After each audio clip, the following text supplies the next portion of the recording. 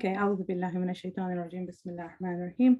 Assalamu alaikum wa rahmatullahi wa barakatuhu, and welcome to our parent session today on how to discuss RSE with our children. I'm Zinat, and I'm one of the sisters who works with the Waltham Forest Muslim Parents Association, and I'll be chairing today's event.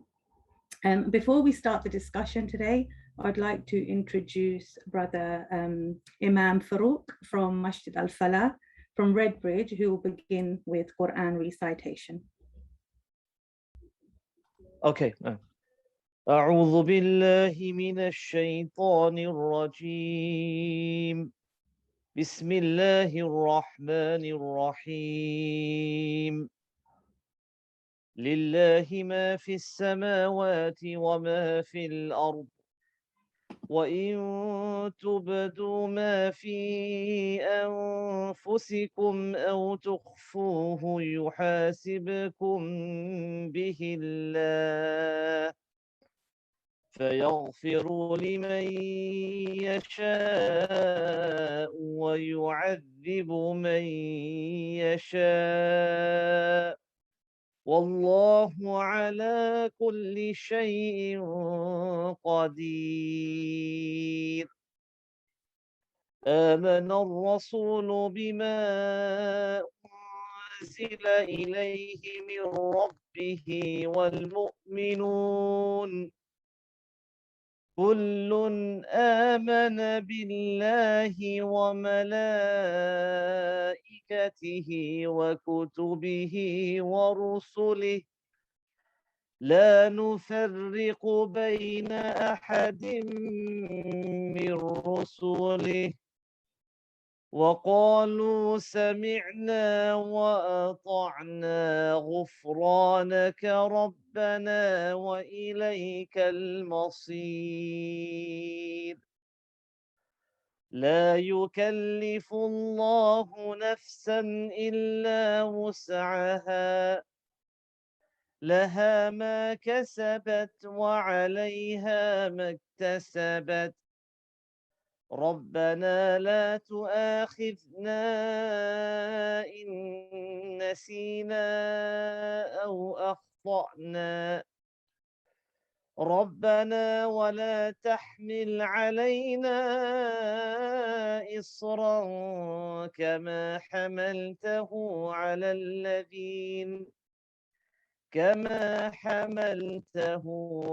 الذين من قبلنا، ربنا ولا تحملنا ما لا طاقة لنا به، واعف عنا واغفر لنا وارحمنا، أنت مولانا فانصرنا على القوم الكافرين.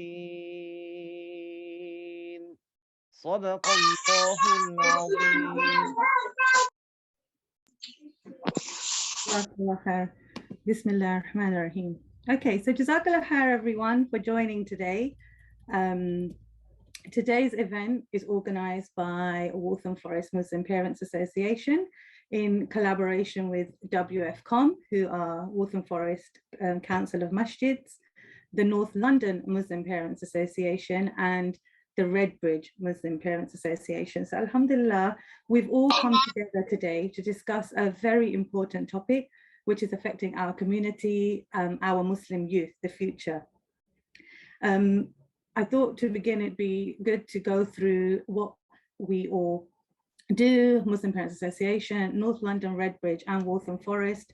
We've come together, we have similar aims and objectives, and we're here really to create an environment for our children and parents so that we can learn and share experiences. We want to share good parenting ideas and practice.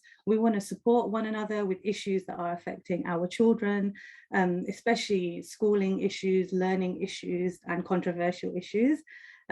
We work to engage and collaborate with local schools. So we've done a few projects with schools, whether it's to do with Jummah, fasting, LGBT, the hijab issue in Forest Gate. And we want to have that rapport with them where we can explain our stance on things, our values, and what we as Muslims would like and how we want to raise our children, inshallah. And we want to reserve those concerns as well that we have. And ultimately, we want to support and develop the building of our Muslim youth. We want to build Islamic personalities within our children. And regardless of what issues our children face, whether that's attacks or, just having confidence in their identity, we want to build our youth, our children to be confident Muslims.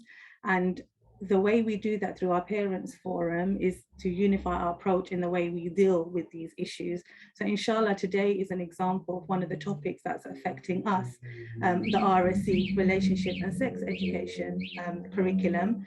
And we see that our children in school, they're coming across certain discussions which are leading them to question their deen.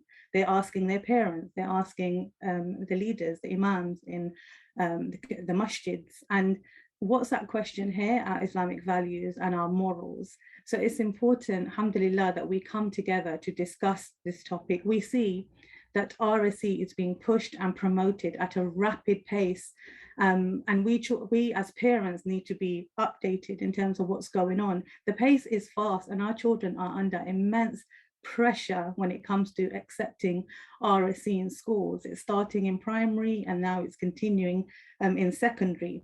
And then we also know that there's been a clampdown on children in school. When you look at what the children are what the schools and the teachers and the government are trying to promote, and ways in which they are, propagating this. And sometimes it's even being used as a mark of extremism within schools. So inshallah, today we want to look at this new RSE curriculum, which is being rolled out in September. So our children have started school last week or starting tomorrow. And this is a cause for concern for us, amongst a lot of parents, and it should be, of course it should. So with that intention, we've set up today's parent session, and inshallah, we will delve into some of these issues related to RSE, and we would like them to be addressed, inshallah. Some of the questions that were posted pre-event were, is it lawful to teach school children relationships and sex education? Do parents have a right to withdraw their children from RSE education lessons? Whose responsibility is it? We want to tackle this question today. Are schools and the masajids responsible for teaching our children? And then towards the end, inshallah, we will look at that. What is the parent's role in building tarbiyah? And, we talk about shakhsiyah, the Islamic personality, this confident Muslim. We want our children to hold on to their deen and propagate it. How do we build that in the light of things, that are going on around us today, inshallah? So we've invited two speakers today who will, inshallah, help us have a better understanding of these topics. We have Brother Yusuf, who most of you will be familiar with, and it's great to have you back, Brother Yusuf, because I know you've done 2 workshops for us previously, which has been great. Brother Yusuf doesn't need much of an introduction. I'm sure we all know. He's the founder of SRE Islamic. He's also an author on Islam 21C, and you'll be aware that he's done hundreds of seminars and workshops related to the SRE and relationships curriculum, which was what it began with, and now it's moved on. And he does loads of trainings to educate and guide parents on what is being taught in school, and inshallah he will give us an insight into the curriculum today and advice on how to move forward with that.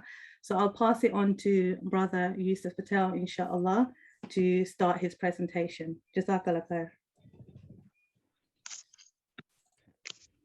Alhamdulillahi Rabbil Alameen, Ar-Rahman Ar-Rahim, Maliki Yawmiddin, wassalatu wassalam ala Sayyidina Muhammad bin Abdullah, Khatimul Anbiya wal Mursaleen, Rabbi shrah li sadri, wa yassir li amri, wahlul uqdatan min lisani, yafqahu qawli. Assalamu alaikum wa rahmatullahi wa barakatuh. And Jazakumullah khairan, first of all, to those who are attending, and Jazakumullah khairan for all of those behind the scenes who have organized this event. to facilitate a conversation around issues which we all need to, as parents, understand and act upon. So without further ado, I just want to quickly run through what I plan to talk about, and so that you are aware of what you have in store. So I want to make this event as practical, or this presentation as practical as possible. And it's, as the sister mentioned, it's easy to get lost in the information. So I'll give you what you need to know in order. Okay, so let's make it up. So as I was saying, I want to make this presentation as practical as possible, and I want to ensure that you can take the information and really just act upon it. And I think there's from the outset, I think there's one thing I want to discuss before I talk about really what I'm going to cover. It's that we can, as parents, shape our children's understanding about a whole host of different issues. And sometimes when I speak to parents, they say, "Look, what's the point? You know, we can't. The government's already established this new subject. So what's the point? What can I actually do?" And I'm here to say, actually, there's a lot you can do. And sometimes that whisper in our ear could lead us to believe that we just give in and give up and just are almost subject to what the governments have implemented in schools, or what schools are teaching our children. So what I'm going to cover today is what we can't change, first of all, then what we can change regarding these subjects in primary and secondary schools, the main concerns that parents have, some examples of resources that are often taught in schools, and how we as parents should respond. So firstly, it's very important to note that what we can't change, we can't demand that schools just stop teaching relationships and health education in primary schools, or relationship, sex and health education in secondary schools. So we can't say to a school, "I know the government has made this mandatory upon you to teach it in our schools, but I just don't want you to teach it to my children." And sometimes I've seen parents ask this, and that's unrealistic as an expectation for schools. It's like saying to a school, "Don't teach maths as a subject." This is a curriculum subject now. Schools are under an obligation to teach this subject, both in primary schools and in secondary schools. Now, in terms of in primary schools, there are 5 main topic areas covered in relationship education and 8 topic areas covered in health education. Now, as I said to you before, I'm not going to go into all of the detail about what's taught in every single topic, but I'm going to focus in on the most practical information that I think you need to know as parents. So for example, there's 2 main aspects of the learning outcomes, which I think you need to be aware of as parents. These are often in primary schools, the areas of concern that parents often point to. One of the topic areas is called families and people who care for me. As we said, there's 5 topic areas, and this is one of the topic areas. And so the requirement that schools have is that others' families, either in school or in the wider world, sometimes look different from their family, but that they should respect those differences and know that other children's families are also characterized by love and care. So this is the subject area where they teach this aspect of our relationship education in primary schools, where they talk about different types of families. And also they'll say there's some families which have one mother or one father, some families which have a father and a mother, some families which have 2 mothers, and some families which have 2 fathers. Now, I'm going to explain a bit more about this later in terms of what we can realistically ask schools to do in regards to their interpretation of this particular learning outcome. But just to let you know, this is there in schools, in primary schools. Secondly, in primary schools, there's a topic area called being safe as part of relationships education. And the requirement here is to report, to enable children to know how to report concerns or abuse, and the vocabulary and confidence needed to do so. So what schools are now doing is teaching about the sexual parts of the body. And a lot of schools are starting to teach this in years maybe 2 and 3. Some when their children are about 5 or 6 or 7 years old. And so they'll teach children to use proper scientific terms for their body parts, whether that be penis, vulva, testicles, etc. And some parents have some concerns about this, and I'm going to address this in much greater detail later. At the moment, I'm just making you aware of 2 of the more contentious aspects that could potentially be interpreted in a way which parents may have some problems with. So carrying on with the scope for change, and one of the questions that was asked at the beginning that Sister Zeenat mentioned is about withdrawal. And so I think that's a good place to start. So parents are allowed to withdraw in primary schools from sex education, because sex education classes in primary schools are not statutory, which means schools do not have to teach it. And if schools do teach it, parents have the absolute right to withdraw for whatever reason they deem fit.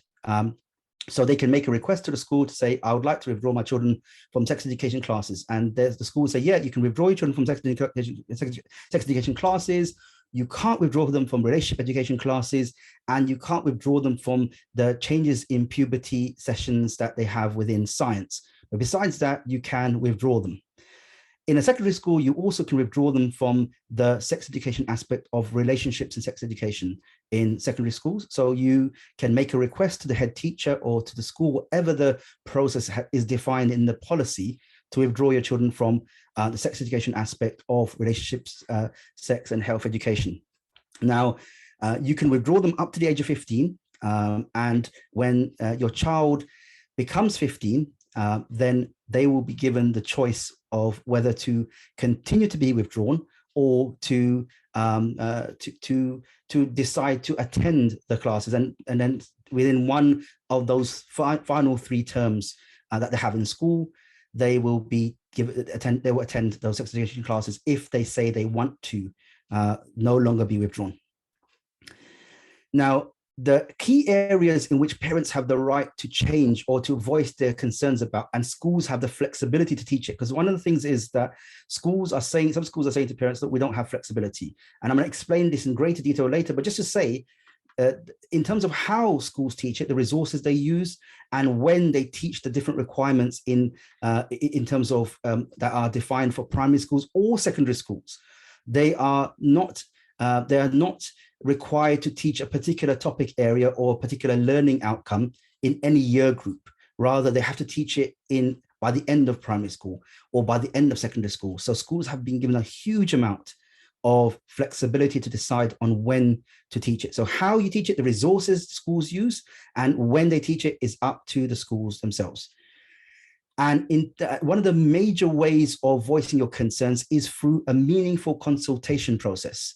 And I'm going to explain a much more detail about this later, but this is something which we need to hold schools to account to deliver to parents. And as I said, I'm going to mention that in much greater detail in a short while. So I'm just going to go through some of the main arguments that schools say to parents regarding different aspects of the implementation. They say, look, this is statutory, yeah? And so they say things like, we have to teach the scientific names of the sexual body parts in year 1 or year 2 or year 3. Now, this is not a requirement. It's not a requirement. As I said before, it's not a requirement to teach about sexual vocabulary in year 1, year 2, year 3, year 4, or any year group in a primary school. Rather, the school has been given flexibility to decide whether to teach it in year 1 or year 5. The key thing is that if a school decides to teach it in a particular year group, that's the choice of the school, nobody else. So sometimes schools will say to parents when they say, look, why are you teaching this in year 1? They say, look, we have to teach it.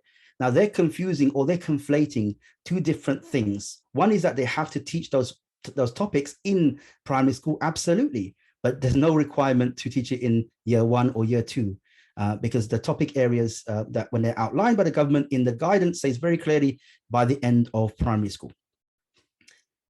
And one of the things is that schools are saying that the reason why we want to teach the names of the body parts is because we want to keep children safe, and that when children know, have the vocabulary to express the correct names of their sexual body parts, then that enables them to be able to report abuse when it happens. Now, this is an argument. But this argument has no basis. And I've spoken to lots of people who've argued this case and said, look, what can just the onus is upon you to prove that that's the reason, and that reason has some validity in evidence. So they will say, look, there's some cases, some legal cases that have fallen down because children haven't been able to name the body parts.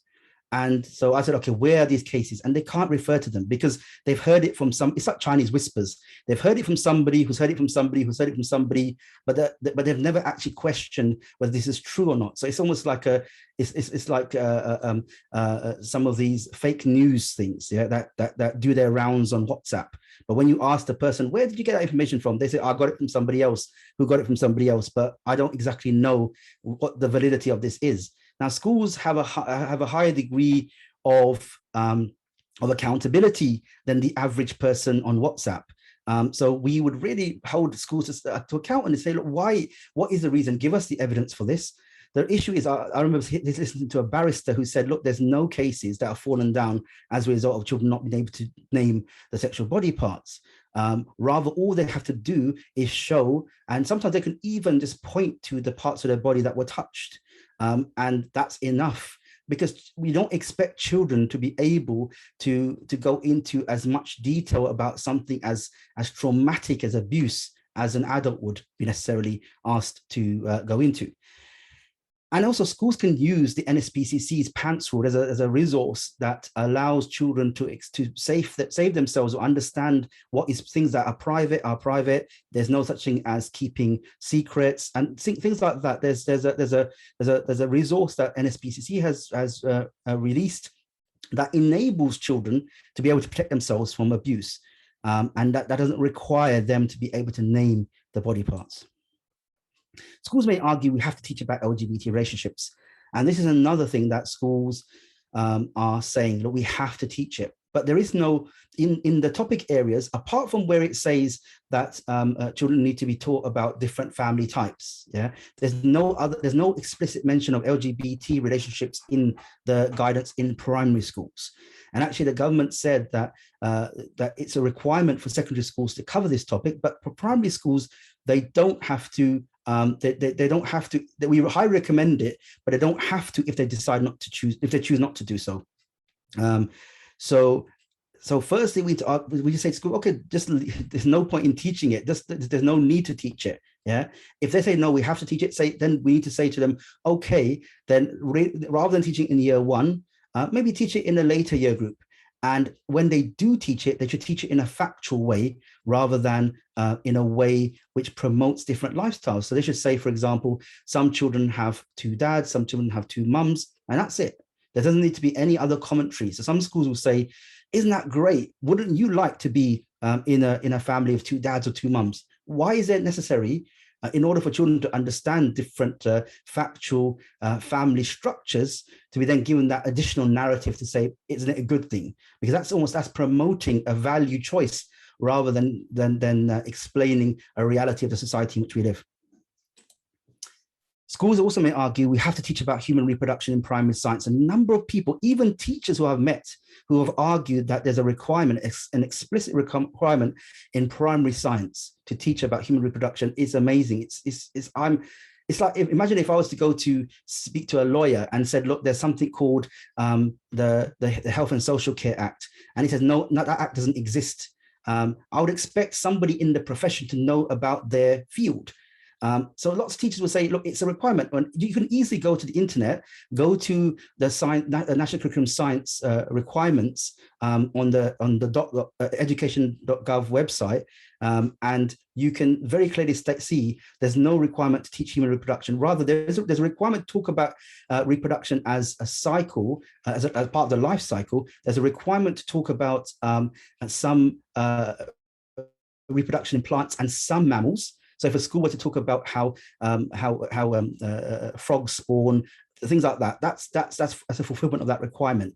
And so we've got to argue the case that if a school is teaching about human reproduction in science, which you can't withdraw from, then that they are going beyond their requirements, and we need to tell them to actually no, that element. If you want to teach it, it belongs in sex education classes where you can withdraw in a primary school rather than in a national curriculum science class in which you can't. So schools will say, for example, that we've already consulted parents on what we plan to teach. Now, it all comes down to what they understand as consultation. Now, some schools will say consultation means that we just bring parents onto a Zoom call or into a face-to-face meeting. We explain very briefly about what we plan to teach, and then we assume that parents are happy. That's not a consultation. Imagine, for example, if the organizers of this event said to you, what time should we finish? And you said, I think we should finish at 5 o'clock. And then you said, okay, we're finishing at 6. Yeah, the choice that you're presenting to people, or the claim that you're actually involving people in making a decision, is a fallacy, is not a real one. It's almost a tick box exercise where you're just offering those choices or that consultation just to show that you have done what you need to do. And I've spoken to parents who say, look, we were invited to a Zoom call, 15 minutes. They went through 50 slides in 15. Imagine I went through 50 slides in 15 minutes. I couldn't keep up with that. I don't know about you. So they 15 slides for 15 minutes. And then at the end, when they thought, okay, we now will have an opportunity to ask questions, to raise feedback. Then they said, okay, this is the end of the call. We have to go now. And those parents were like very shocked, like, what is this, a consultation meeting? A consultation meeting is one in which, when decisions have been made, that the school has some idea, some plans in place for what they plan to teach. And then when parents say, look, we don't like this, we want this to change, they are considered and a decision is made. If the plan doesn't change during that consultation process, that's not a real consultation process. That's just a tick box exercise. So we've got to hold schools to a high level of accountability. And so when we go back to school, for example, in this week, our children go back to school. Now, if a school says, no, we've gone through consultation, we're actually now at the stage of implementation. We need to ask them, what have you done? Can you clarify what consultation you've been through? How have you conducted a meaningful consultation with parents? And I'll explain a bit more about how you should do that at the end during the action points. So I'm just going through some of the resources that are taught. The Jigsaw PSHE program is one of the most popular programs that are used by schools across the country. It is probably, I would say, I don't have evidence for it, but every time I've spoken to a parent, wherever they are in the country, they mention the Jigsaw PSHE program. It's either Jigsaw PSHE or it's the Christopher Winter Project. These two are the leaders in this area, and I think Jigsaw is ahead of all of them. Now, so Jigsaw is a program that I want to go through in much greater detail. I've got hold of a copy, and I'm going to do a much more detailed analysis of it so that parents can understand what's included. So when they're speaking to schools, they can be much more informed about what includes. And the reason why that's necessary is because when you speak to a school that's using Jigsaw and you say, can I have access to that resource? They'll say, no, it's copyrighted. Yeah, you can't have access to the resource. There are copyright rules in place. We've signed a copyright disclaimer, and we're not able to pass this information on to anybody. So if you'd like to see some of the resources, come in and we can show you. And so you don't get to see all of the resources, you get to see some of them. Some parents, when they've been brought in to see the resources, they've taken very surreptitiously some photos of various aspects of the resource, because that's the only way that they could inform other parents about what it includes. So I think this is, if a company provides a resource and says to the school, you can't really show parents that resource, then I would say, if I was in that position, I'd say, okay, you go. Yeah, I don't want to use your resource. Yeah, how can you dictate to me how I implement something, and how can I do a meaningful consultation unless I'm able to show parents the resources that are going to be taught to their children? But most schools have just said, okay, that's fine, we accept that, and they don't question it at all. So these are some of the resources. So some of the resources are, they ask children to label parts of the body. Now, of course, when children are going through signs of puberty, they need to understand the parts of the body. But it's some schools are starting to teach this at year 1, year 2, year 3, well before a discussion about puberty has any real meaning for a child. Similarly, the types of, and sometimes the more graphic images are things that we respond to, but actually sometimes it's the values that underpin the resource that are even more dangerous. So, for example, the way they talk about masturbation, for example, they say masturbation can be simply explained as a time when a person touches their own private parts for pleasure. Stress, this is perfectly normal and it's a very private thing to do. And then it says masturbation, playing with yourself is bad for you. That's a fact they're trying to, it's a myth they're trying to explode. So it says myth. It's absolutely normal for boys and girls to discover about their bodies and what feels nice about masturbating. Lots of people do it and it isn't bad or unhealthy. Now, this is a value position. This is not a factual position. Yeah, it's like, for example, if I say to an atheist, yeah, that men and women, all of men and women should marry, and he'll say to me, look, that's your opinion. Yeah, you believe that based upon your faith perspective. I'm an atheist. I don't believe that's the case. And okay, I can explain the reasons why I believe that, but to all intents and purposes, he's correct. It is my values perspective. If you don't believe in a particular values perspective, you're not going to be able to appreciate the outcomes of those fundamentals from the foundations, the rules that are underpinned by the foundations. So if for example a school is saying masturbation is perfectly normal, that's an opinion. That is not a fact. Yeah. If they say it's perfectly normal, lots of people do it. Okay, lots of people may do it. Yeah. But it's normal means that there's nothing wrong with it. But there's plenty of faith perspectives that say there's plenty wrong with it. And so just the green light that they're given to children to engage in this sort of sexual behavior is completely wrong. And the whole Jigsaw program is actually really geared to, it's a very secular liberal resource that doesn't take into account religious perspectives from anybody. Yeah, the only time that it talks about religious perspectives is when it's talking about circumcision. It says circumcision is a religious choice, but that's it. So it's talking about from the point of view of not everybody has to get involved in circumcision because it's their choice. But besides that, there's very little, if none, commentary about religious perspectives. It's a very white middle class type of resource. And this is what I was talking about before. It says so it's talking about an alien family to deliver a particular point. So it says some Zargon children have two mums and some have two dads. That must be great. So look, if you ended at some Zargon children have two mums and two dads, that's a factual reality. Yeah, some children do. But when you say that must be great, you are applying a value perspective upon that factual position. So that must be great. Oh, but what's so great about it? Why is it so great? Yeah, some people may say it's great. Some people may not say it's great. If you went out into the various high streets in either Waltham Forest or in Redbridge or in North London, you could ask people about their views about these things, and there'll be different views. So the idea that there's unanimity about these values is completely laughable. I know schools where there's 90+% Muslim children, and they still teach this in this way. So they have got no understanding of how to apply the perspective of the children that they're actually teaching.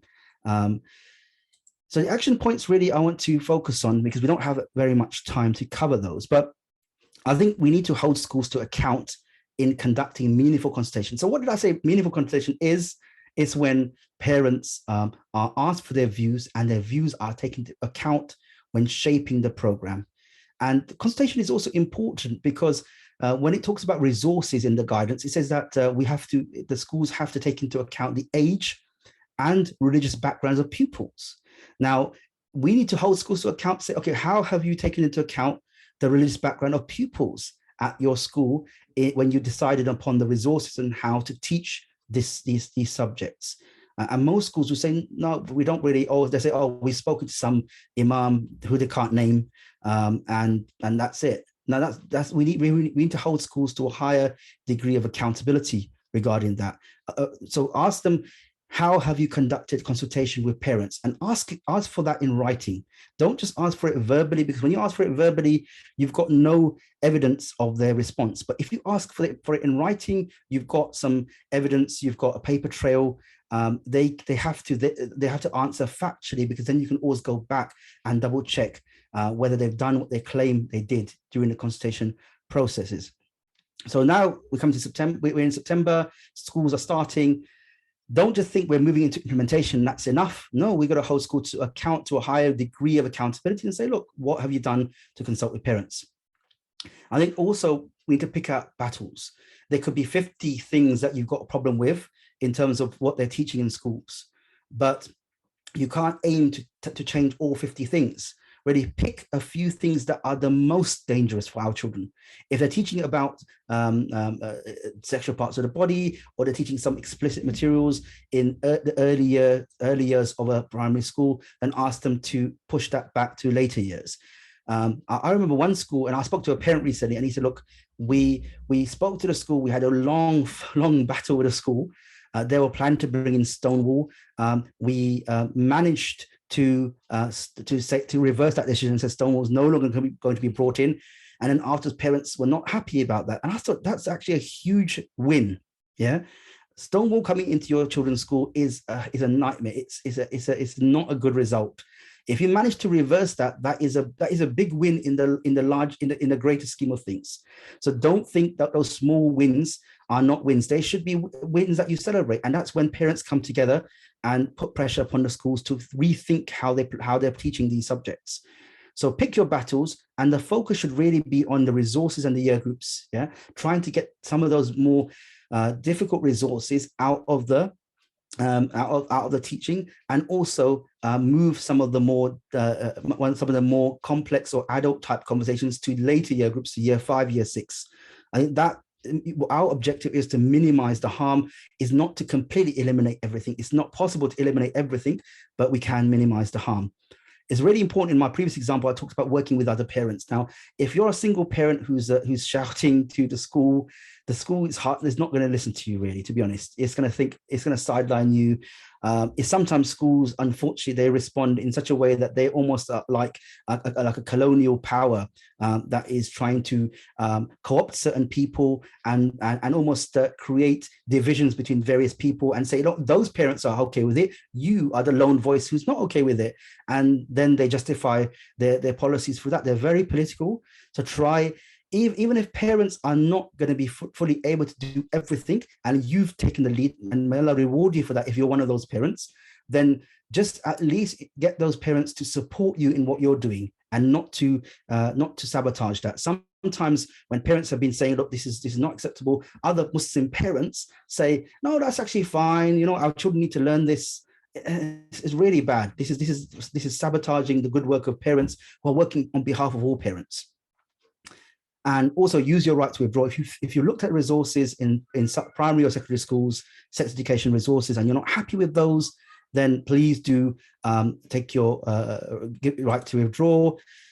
There's some resources on the SRA Islamic website. There's 2 withdrawal letters that you can use for primary and secondary schools. You just have to download it. It's a Word document. Just have to include the name of the school, your name, maybe if you want to your children's names, but everything else is there in that template. Use that as you want. There's also a guidance, there's a document for Muslim parents that also breaks down all of the things I've discussed, but also include those details, referencing the guidance and referencing a document that the government produced around consultation and what schools are required to do, primary schools are required to do in regards to consultation. There are some, I'm developing a program to support parents to discuss these things with their children. You can find more information on parental guidance support. But I want to end with just a final thing, just for a few minutes. I just want to end, and I know Sister Fozia is going to mention a lot more about tarbiyah, but I want to mention some key things about taking responsibility as a final point. Yeah, because I'll give you an issue, I'll give you a reality. Over the past 6 weeks, I've heard from a number of parents, probably about, I think, 6 or 7 parents. Yeah, overwhelmingly, it's parents of girls who say, my daughter wants to become a boy. These are Muslim parents from good families. Some are saying my daughter has come out as a lesbian. She also wants to, she's identifies as a lesbian. She no longer wants to become stay Muslim. She's stopped praying. Another one who says my son has identified as gay, and what do I do about it? Now, this is the reason why I'm just mentioning these points, and I haven't advertised anywhere. Come to me if you've got issues. This is a small minority of parents who are coming to me and just asking for support around these issues. So this is a greater issue, and obviously those parents are not advertising their situation. Understandably, nobody in that situation will say my children are going through this. So there's a hidden problem within our community that sometimes we're not responding to. And these are some issues that I'm writing an article that covers the 10 key points that you need to appreciate when discussing these issues with your children or shaping your children's attitudes around sex and relationships and LGBT. But these are some just key points. One is build your children's foundation. Yeah. Sometimes we take for granted that our children are born in Muslim families and they know why they're Muslim. If you ask them why you're Muslim, most of them will probably say, because I was born in a Muslim family, or because I don't know. That's even worse. So we need to say to them, look, why are you Muslim? What is fundamentally the reason why you're Muslim? Yeah, we don't take this deen upon faith, upon, oh, I just woke up one day and I decided there's a creator. No, there's signs in the universe that point to the existence of the creator. There are which are mentioned in the Quran about building a thinking culture within a person's mind around who created you, for what purpose, why do you think you were created, and then what is your purpose in life as a result of being created by a creator? Why should Allah subhanahu wa ta'ala be obeyed? Why does he deserve to be worshipped? Why is Allah subhanahu wa ta'ala, the sole being, able to define for us what is good and bad? Why are human beings completely unable to define what is good and bad consistently without their interests coming into it and define and almost shaping what they define as good and bad? Now, all of these things, plus a few more things, are really key issues that we need to start discussing with our children so they understand why they're Muslim. Secondly, we need to love our children. Yeah, and that sounds like a what you're trying to teach us to suck eggs, trying to teach a grandma to suck eggs. It's not, the issue is that we take for granted that we love our children, but the issue is unless we show them we love our children, they don't know. Yeah. So we have to show them in visible ways, by kissing them, hugging them, by telling them we love them, by spending time with them. These things convey in a direct way value and love. Yeah, so we need to show them that we love them. Yeah, I remember sometimes, when children start to, when that child, for example, comes out and says, look, I identify as lesbian, or I identify as gay, or I want to leave Islam. These issues are manifestation of a deeper rooted problem. Yeah, they're a crisis in that person because of the shaky foundation, but also children who don't believe that they're loved or don't know they're loved will seek love elsewhere, and they'll use relationships or anything else to seek that. So we need to show them they're loved. Fathers need to play the part. Every time we have problems in households around these types of issues, the first question I ask is, what is that child's relationship with their father? And most of the time, 9 out of 10, the father is in the home, but he's really distant from the children. He's not a part of the children's lives. He just doesn't really engage with the children. He doesn't think that that's his role. Now, we as fathers have to step up. We can get to a crisis point, but unless we try and avert that crisis by being involved in our children's lives, then we can't blame everybody else when that crisis hits our doorstep. Being involved in children's life is so important. So there's a research that I looked at recently, which looked at young girls, and they said that if you look at the girls who are not brought up, who are brought up in a home in which their fathers are not physically present, their biological fathers are not physically present, go through puberty earlier, sexual maturation earlier, and then those children who are born in homes with their father, but their father is not an effective father, is not a part of their lives, they tend to adopt more sexually risky behavior. The father's existence in the household, and in that first research we talked about the father's role, the father's presence leads to children not going through puberty sooner. It said that it doesn't matter how good the father was for that particular issue. If the father's a drunkard, if the father is an abuser, whatever, just his physical presence in the household meant that the girls go through puberty not too early, they're not sexually immature prematurely. The other thing I want to talk about very briefly is choose your friends. Be careful of who your children choose to be their friends. This is hugely important.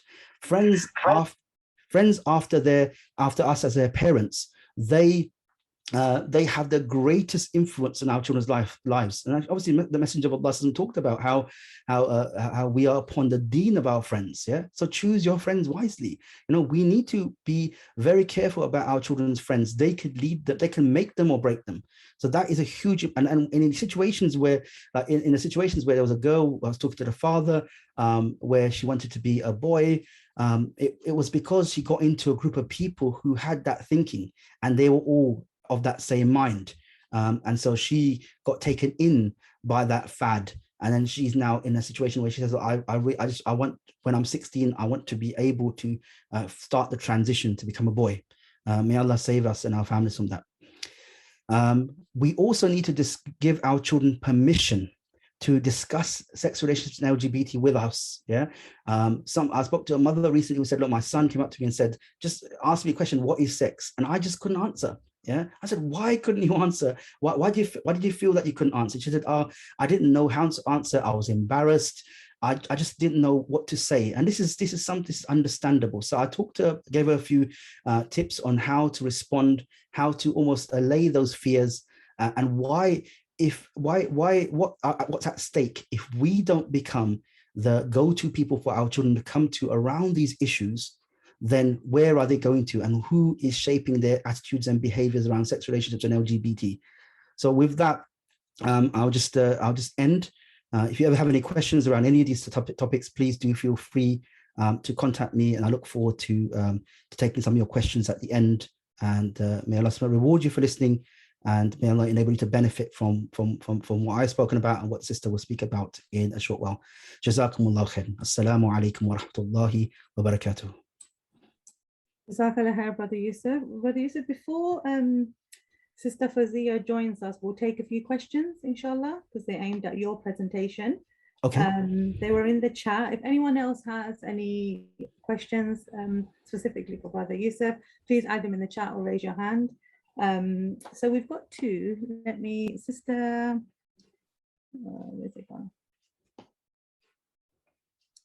So we've got from Sister Fiaz, the ideal freedom as a value pushed through RSE.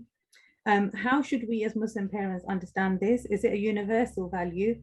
And what is the impact of our children embracing this? How will it affect them growing up in terms of relationships, exploring their sexuality, even questioning their gender and identity? You have touched upon that, and then there's another one as well. How can we, oh no, that's a different one. I also had a similar experience in my professional, so that even I've had experiences working with Muslim youth where especially young girls are questioning their sexuality, leaving their deen, questioning their gender. So that's true. How can we ensure schools only teach relationships as factual information without them adding value judgment? What can parents do to ensure their children are taught about relationships from an Islamic angle? So there's two questions there, the freedom one and the second one about factual information without them adding value judgments. How can we approach that within schools? Okay, obviously, obviously the issue of every society has some fundamental values which underpin how people decide they live their lives and how they arbitrate around what is good and bad. Now, in this society, there's a very secular liberal perspective in terms of where the society has moved away from God defining moral decisions around what is good and bad. And so they have divorced their lives in practical terms from the existence of a God. So God may be worshipped in the private space, but in life itself, we make the decisions. And so we have the right to make decisions about how we live our lives. And this is a perspective based upon a model of freedom, where we've got our ultimate freedom to decide without any barriers. The only barrier being the laws that the society decides is the boundaries of acceptable behavior. But ultimately, we can decide. Now, that is a criteria fundamentally contradictory to the Islamic perspective, where we say we don't have ultimate freedom. Allah subhanahu wa ta'ala created us for a purpose. He defined for us what is good and bad. He will ultimately account us and judge us upon how we lived our life, whether we lived our life in relation to that purpose or not. So freedom is not within the criteria of a Muslim, because Allah subhanahu wa ta'ala has defined the parameters of what is halal, what is haram, what is mubah, what is fard, what is makruh, what is mandub, what is haram. All of the clear criteria that define how we make choices. Now, living in a society, the criteria is adopted by most people unless they can see another criteria, unless that criteria has conviction in themselves. So we can't assume just because we're Muslim that our children adopt the criteria that we adopt, unless that is through conviction and they adopt it based upon that clear understanding. Otherwise, most Muslims, even the society, have started to adopt elements of a secular liberal framework. They don't say when they approach an issue, how does Allah subhanahu wa ta'ala, his messenger, respond to this question, how I should do this? Maybe in salah, maybe in fasting, but in issues that are outside of what is considered religious, or rituals of the worship of the deen, they will not necessarily go and say to an imam, look, I don't truly understand what our perspective is on this issue, but rather in private they will worship, but in public they will follow what the society adopts, and that is dangerous. That same perspective around freedom will lead our children to make choices that they feel are best for them, not best for their akhirah. And so we've got to, first of all, model the behavior that ultimately prioritizes the worship of Allah subhanahu wa ta'ala. And secondly, we've got to then help our children navigate their living in this world by helping them to appreciate what we believe and why we believe what we believe. The issue is, for example, I see a lot of young Muslims on Twitter. When we were growing up, if somebody said to us, Allah subhanahu wa ta'ala defines what is good and bad, for us, it's yeah, you're saying the obvious. Why are you even saying that? It's so obvious. But if you say that to some young Muslims today, they say, what are you talking about? What are you talking about? That's anti-woke. That's not what we believe. We don't believe in ideas around God being the definer of what is good and bad. I can define what is morally good and bad. What's wrong with what I decide? And so we've got to really, in terms of in our children and in our communities, remind Muslims that Islam is not an identity badge. It has real meaning and real life implications that come from our understanding that Allah subhanahu wa ta'ala created us for a purpose. And so that's the key thing that we need to drive home to our children, that this is who we are and this is why we believe what we believe. Exactly. Brother Nadeem just wrote, Brother Yusuf, are we fighting a losing battle of ideas in secular societies that we live in as a society is far more powerful than as individuals? You know what the thing is, we don't have a materialistic objective in this society. You know, for a Muslim, he doesn't do actions based upon the perceived ability of achieving a material end. Because he knows that if he does actions striving to worship Allah subhanahu wa ta'ala with the intention to worship Allah subhanahu wa ta'ala, he is rewarded no matter what the result. You know, the issue is that sometimes parents, like I spoke to some parents and said, look, I spoke to a Muslim man, had a big beard, wearing a thobe and practicing what he would say, I'm practicing. And he said, look, what they're teaching in schools is not appropriate. Help us to try and work against this, to support us. And he said, look, children are going to come across this anyway. You know, it's like this defeatist mentality is really not from Islam. It isn't from Islam. You know, no matter what the odds are, because the reality is we know fully well that if we do something striving to seek the pleasure of Allah subhanahu wa ta'ala, Allah's support is with you. And it doesn't matter about how influential society is, or our children's friends are, or any materialistic constructs around us and our families. What matters most is that we strive for that, because when we stand in front of Allah in Yawm al-Qiyamah, we want to at least say, I tried. I have an excuse with you, Allah subhanahu wa ta'ala, I tried my best.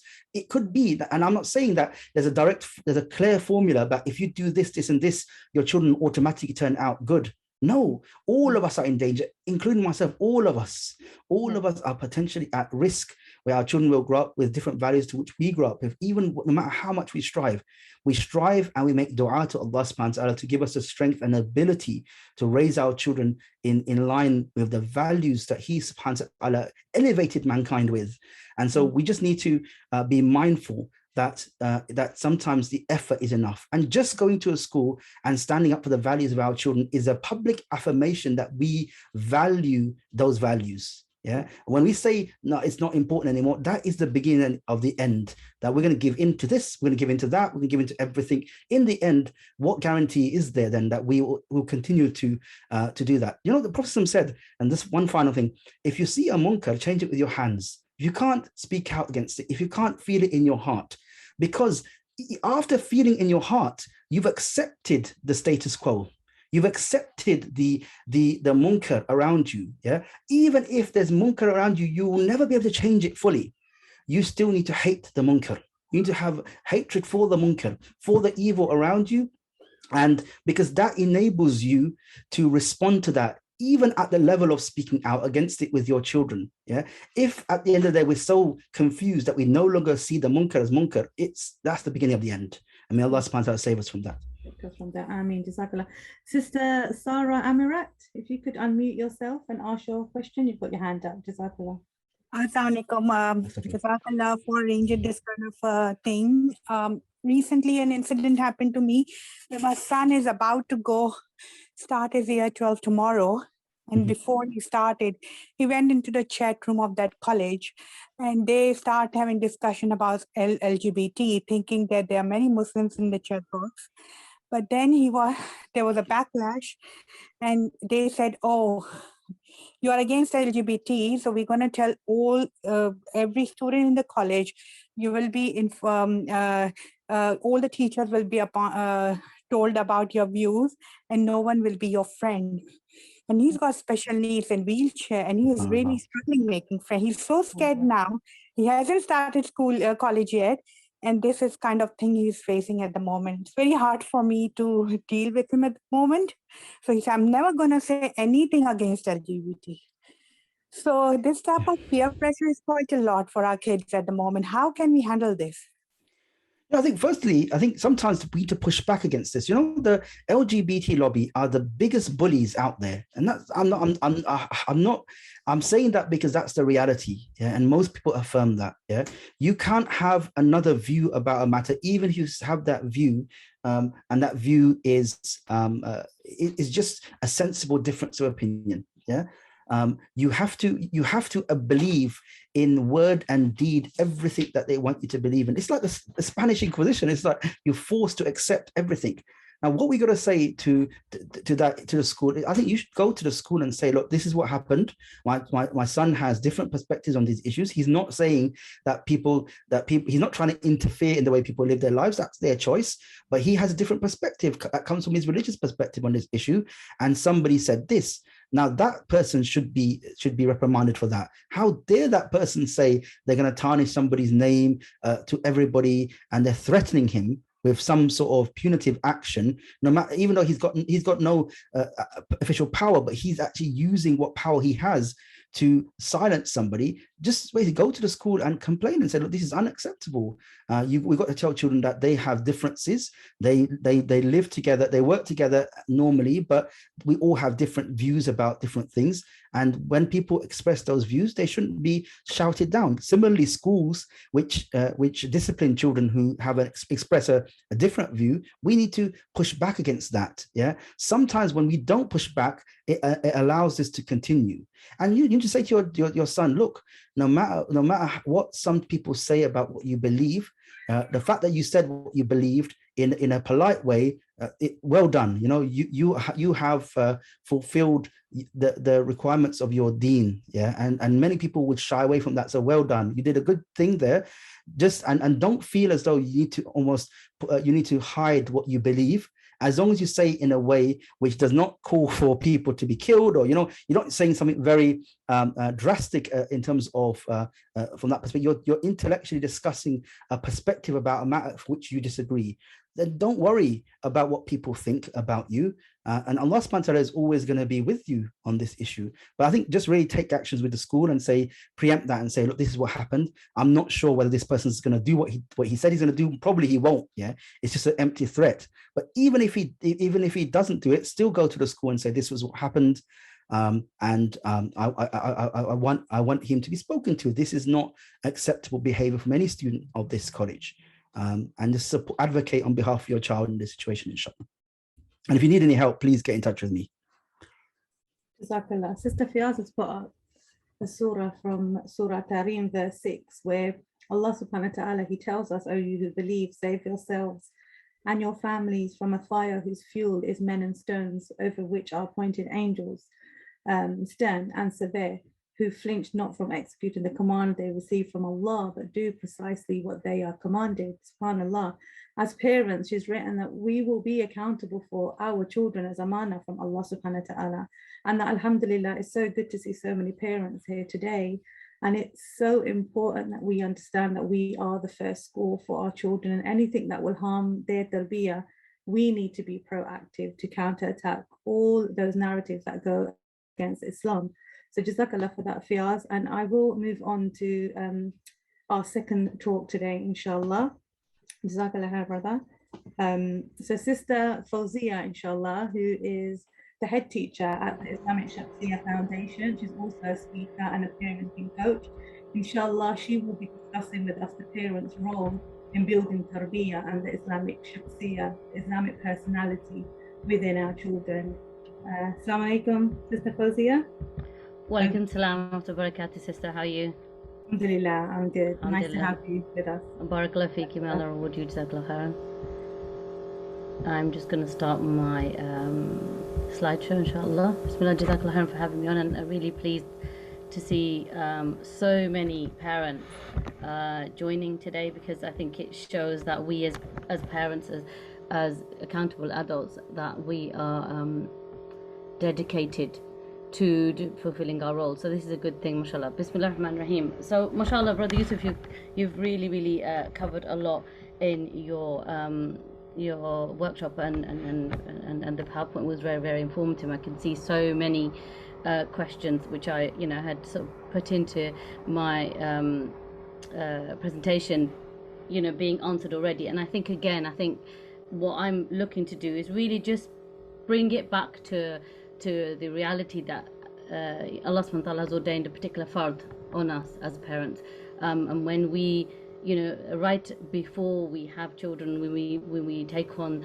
the niyyah to get married, and we decide that we're going to fulfill this fard, and Allah ordains children upon us, then we take on this big amana to raise them upon Islam. And so what I wanted to first do is really just present everybody with a bit of a scenario, because I think sometimes the reality is that before we can start discussing RSE and what we do as parents and things, it's important to discuss what type of a home we're building. How are we what's the visuals for our children? What are we, we might be saying something, they may be hearing different narratives from other people, but what are we showing them at home? Which environment are they coming to ask us, to approach us, for us to support them through these difficult times, or even challenges that they may be facing? So I'm going to refer back to this near the end of my presentation, but just wanted to put this as a visual for everybody to keep in their mind, inshallah ta'ala. So going forward, it's really key that first and foremost, as Muslim parents, we're not wandering around with blinkers on, okay? We wouldn't put our children in any environment that we thought was not conducive to them. So first and foremost, it's important that you know what's going on as early as the early years curriculum, primary and secondary. So don't wait till you say, oh, now they're at secondary school and they've got to do biology, now I'm going to open my eyes because now it's serious. It's actually something that you need to know right from the early years classroom, and I will speak about that later. One of the questions is, that I wanted to pose, and this is just a set of questions to make people start to think. Do you know what books your children are reading at school, whether it be fiction, non-fiction, the movies they're watching, and you'll see the agenda of RSE being pushed all through these mediums, okay? TV series that they are into, and again, there's the token, Muslim personified as the alternative individual, whether they may be, adopting a role as a gay person, or somebody who's defying their parents' values, gone against Islam, left Islam. So you will see that being portrayed, and these have messages for our children. Who are they following on social media? Are you fully aware? Okay, because we've got a lot of influencers these days, and before, we said we don't know who's influencing you, and children would say, but no, I'm my own person, I don't get influenced. But now we have a platform of influencers. Who are they? Are you aware of the types of songs they sing, that they are singing at school? Okay, do you know of the toys they're playing with? Now you might think, why should I worry about toys? It's school, they are educational, of course. How are they being encouraged to practice role play? Role play, if you're a teacher in the early years, role play is a big part of early years education. What are they being encouraged to do? Okay, what is the hidden curriculum in your child's school? Now these are questions that I will go on to answer, but it's really, really important that as families, as Muslim families, we are aware of the reality of, sending our children into an environment where the values are different to ours, and they are there for the best part of the day, right? And we get them when they're tired and don't want to talk. It's important that these questions are in the forefront of your mind, and we'll come on to think about how we're going to tackle these issues, inshallah ta'ala. And it's also really, really key that we're aware of the different or even opposing values that are being championed, so that we can then be informed when we speak and engage with our children. So one of the key things is British values, and a lot of parents, British values about 5 or 6 years ago were very, very forefront of the media. It was being pushed, through all conversations in schools. Ofsted was coming in with championing British values, but we've sort of forgotten about them now because RSE is the issue. Actually, the messages that are going through schools is still along the lines of British values. So it's really important that you understand what they are. And first and foremost, it's about, the first thing is individual liberty. There's mutual respect of others, respect of other faiths and beliefs, the rule of law, democracy, and they also require schools to prepare children for life in modern Britain. Now, the question that you need to ask yourself is, what do you know yourself about British values?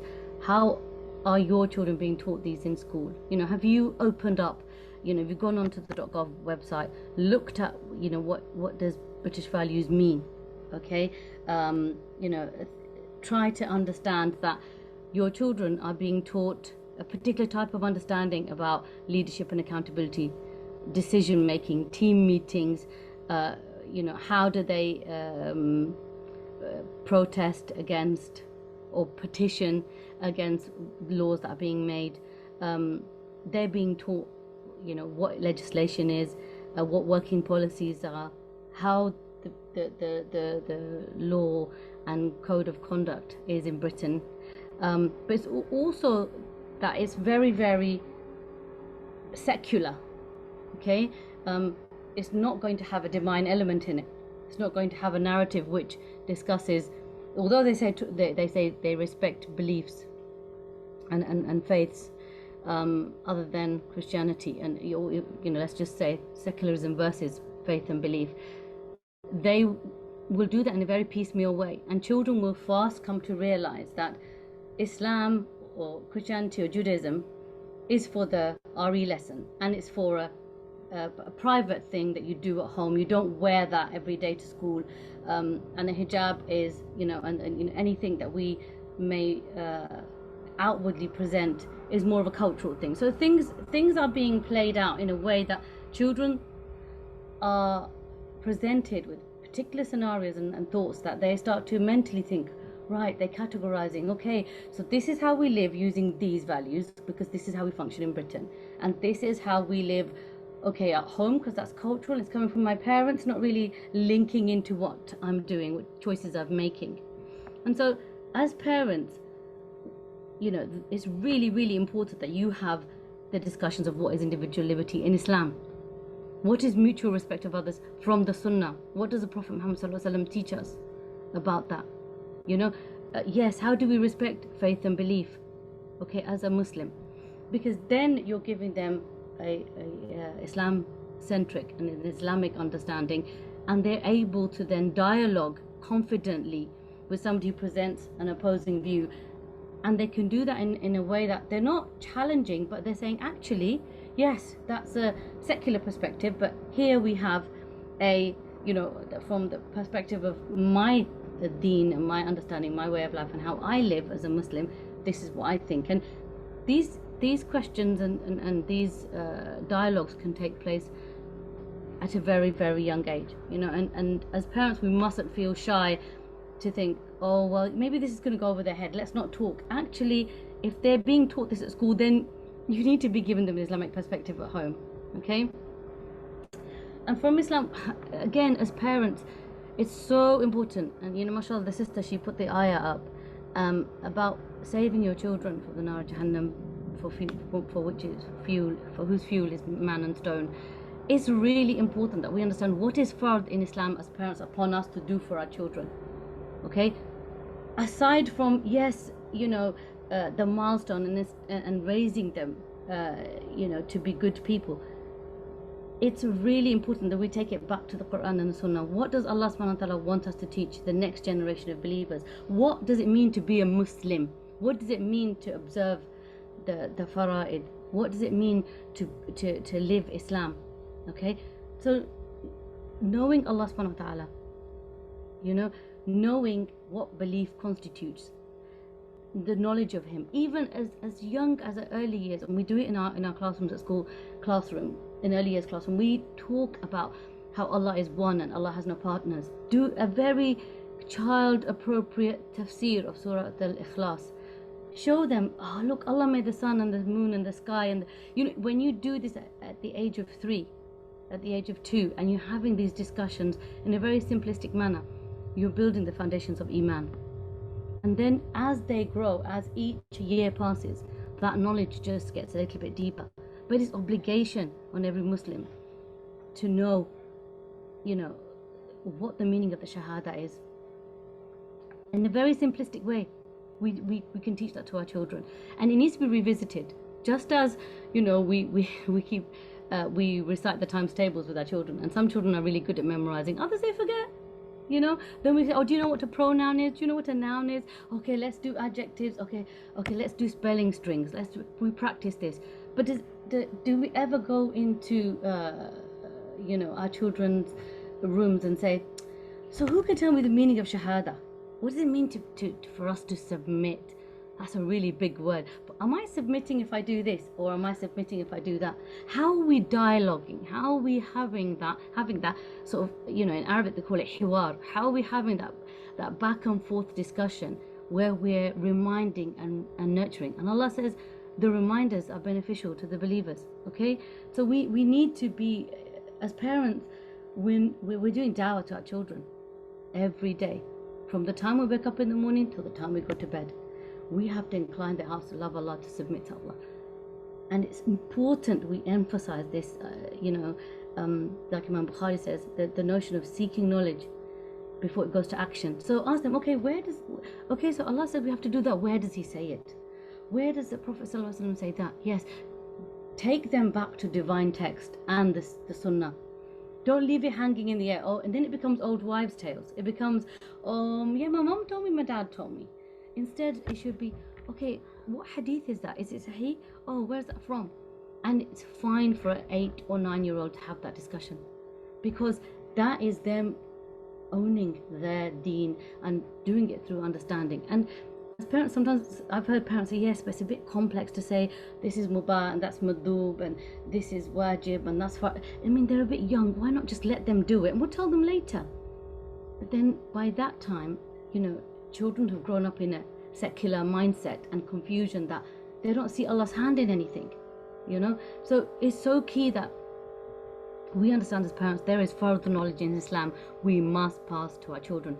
And can I just say, first and foremost, it is not the job or the duty of any imam or madrasa or school to do it for you. It is our role as Muslim parents, because on the day of Qiyamah, you know, I will say, you know, I don't want to stand in front of Allah and say, I was too busy doing this, this and this, and I didn't have the time to do my fard that you ordained upon me, because you gave me this amana and I didn't fulfill its fard. I always say to my children, you may not like this, but it's my responsibility, and I want to say on the day of Qiyamah to Allah subhanahu wa ta'ala that I did my best. I tried, and the hidayah min Allah. But you need to do your fard. You need to tie the camel. You need to make sure that you fulfilled all the rights. And then yes, we can say, Ya Allah, you know, we've fulfilled it. We've passed on the message. So this is really important. Umar bin Khattab, he said, from birth to 7 years, play with your children. And this is a famous saying. From 7 to 14, educate them. And from 14 to 21, be their friend. Now, what is the significance of these milestones in relation to child development and the aqliyah? Because people think, oh, but they're young, and you know, maybe we're just, you know, we want to let them play and have a carefree life, and you know, fun, going to the park and meeting their friends, and let's give them amazing experiences. Because you know, right now as second generation parents, third generation parents in Britain, we're a bit, so we sort of sometimes adopt a few of the middle class notions of what parenting should be, because we're a bit more affluent now, you know, and we you know, we've got a little bit of sort of economic power, right? And we start to say, you know, but I want my child to do fencing and archery, and you know, I want them to learn this. We're looking, have we thought that Allah subhanahu wa ta'ala says by 7 the salah should be established? When you look at this saying of Umar bin Khattab, you sort of link that with what does Allah subhanahu wa ta'ala ordain, and at 7 something happens in the brain. Because when I'm in the school and I've seen over 700 children come through our doors, I noticed that at 7, you know, the child is very awake, and they're aware, and they're alert to their environment, and they're starting to join the dots. They're starting to make realities in their minds as to what is right and wrong. They're starting to decipher that. And then you see, look, Allah says by 7 they should have been taught to pray, okay? And then it's up to us as parents to invite them to the salah, to encourage the salah, to demonstrate the salah, and to keep going over it, revise it, constantly revise. And this is something we do at the school. It's like, you know, every time I'm saying to the teachers, revise the salah, make sure salah is established, because it's the first thing they're going to be accountable for. Embed it, right? And then we go on, we start thinking of other milestones. You think at 10, what happens? You know, something happens, because I've seen like the 10-year-olds, like, you know, that there's this real massive nafs issue that starts to arise in year 6, and the children are sort of, you know, especially the boys, they really come into their own. And you can see Allah says at that age, if they don't pray, obviously, you know, Allah's ordained that you chastise them in a soft manner. We're not saying, you know, any you know, type of punishment should be laid on them, but Allah's instructing us as parents to do that. Something is happening at that age. We need to go back to thinking about how these milestones are going to incline our children to worship Allah and submit, and that will be their rope. That salah, the Quran, the Sunnah is their rope to Allah. And so as we sort of encourage them to, you know, do the SATs tests and do the, you know, make sure they're doing the end of year assessments, and they're doing really well at them, and how's the termly assessment going, and they're doing the reading and writing and the spelling tests every week, and they're getting 10 out of 10. Are we thinking about, have I tested the salah? Is the arkan of salah being established? Do they know what is a fard of wudu? Do they, as they're growing up, becoming baligh, becoming accountable, do they know what constitutes ghusl? Have you sat down with them and to explain this about cleanliness, cutting the nails, and the areas that need to be cleaned every 40 days? Are we doing this? So many things as parents. Child development, is something that we tie in with the milestones that Allah's decreed, but it's also about the aqliyah of being a servant of Allah, of understanding, that we look at our life through the lenses of Abdullah, a servant of Allah, not a servant of our desire, a servant of our nafs. So we need to ask ourselves continuously, how are we developing our child's aqliyah? Is it in line with what Allah subhanahu wa ta'ala wants? We need to, and you're only going to know that through dialogue and discussion with them. You can't just look at them and say, well, that was a wrong decision, that means they're doing this. La. You need to speak with them, you need to dialogue with them, you need to have, productive exchanges, even if it's disagreeing about something, and then question them. Say, okay, right then, you don't understand that concept, or you don't agree with it, why? And allow them to have that platform to speak, because it's like if you were giving dawah to somebody and they just didn't understand your perspective or didn't understand the concept, you wouldn't start saying, well, that's it, I'm right, you're wrong, you listen to me, and off you go. We would do it in a different way. And likewise with our children, we need to understand that if there's a mental sort of block there about that thing, it's because they maybe haven't got the capacity to understand that concept right now. So it's key that when we're shaping the aqliyah, we're really looking at nurturing the nafs and understanding the battles of their nafs as well. And maybe that's why there's a mental block there.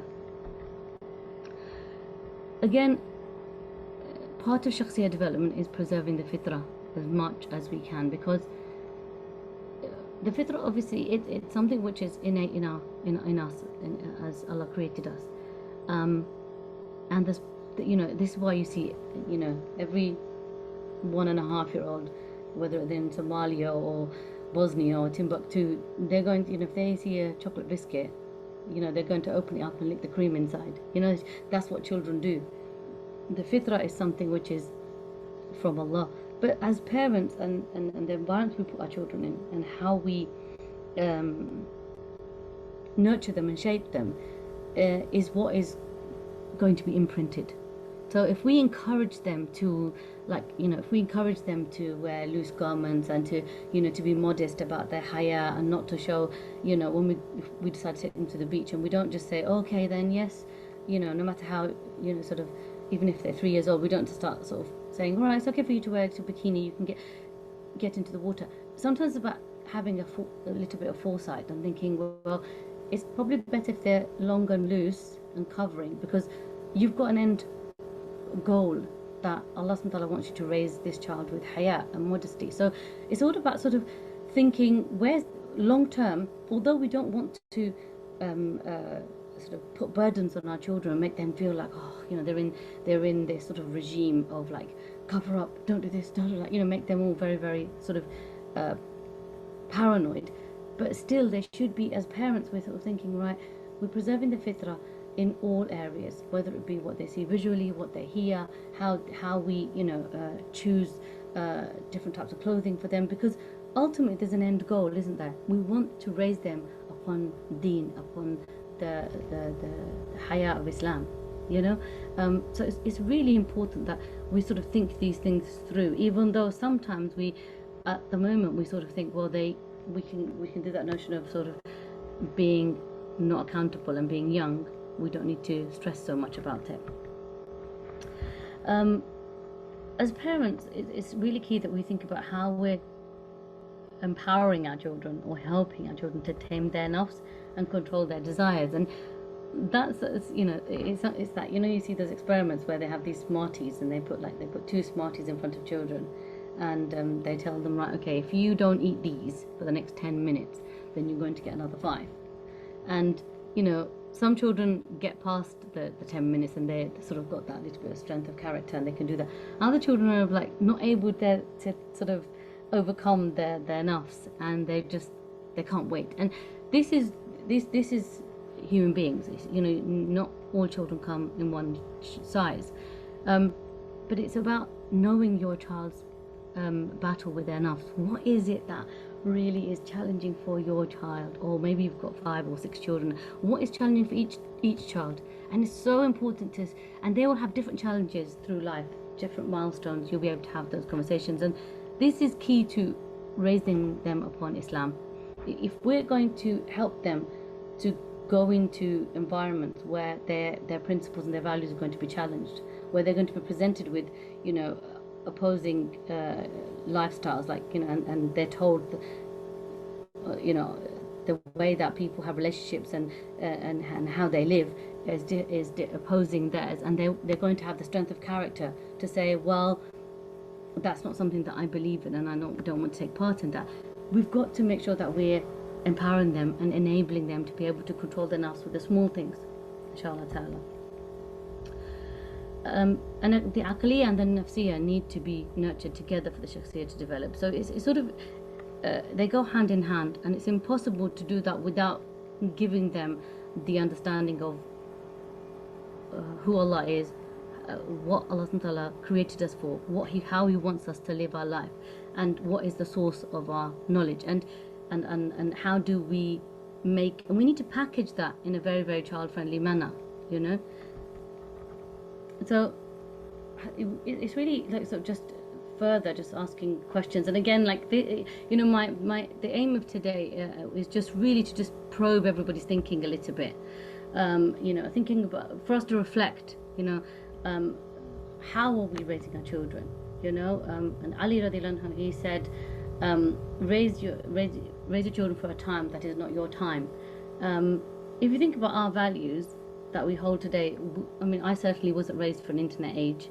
I didn't, you know, but, you know, I didn't know that, you know, there's going to be this social media, you know, onslaught, and we're going to have like platforms of people from around the world connecting, and there'll be hardly any privacy, and people, you know, people be in your life, the communication can go around so quickly. But the values, you know, that our parents raised us with, they helped us, they continue to help us to safeguard our iman, safeguard our Islam. So we need to think about the context. I think parenting and raising our children and giving them the tarbiyah of Islam has to go hand in hand with the context that our children are living in. Okay, thinking about what are the cultural and values of society, and not letting that culture raise your children, and doing it in a really proactive manner, not being shy to say that's not our way. You know, I think I've said to my children so many times, and the children in the school, no, this is not our way, that's not our way. They may choose to live like that, and other people may choose to live like that, but it's not the way of the believers, not the way of the people that submit to Allah subhanahu wa ta'ala. And it's very simple, isn't it? But it gives children a strength of character. Actually, I can say that that's not my way, alhamdulillah, you know. Think about what is the narrative from peers and friendships for your child that your child has. Are you the voice, the inner voice of your child when they're facing problems? You know, if not, then who is? Yeah. What are you accountable as a parent for? You know, just really think on a daily basis how you have the right to you know, push them to this way or that way for the khair, for the sake of the fact that Allah's ordained that fard on you. And you know, we need to continue to do this and not feel embarrassed or shy or even uncomfortable about doing it.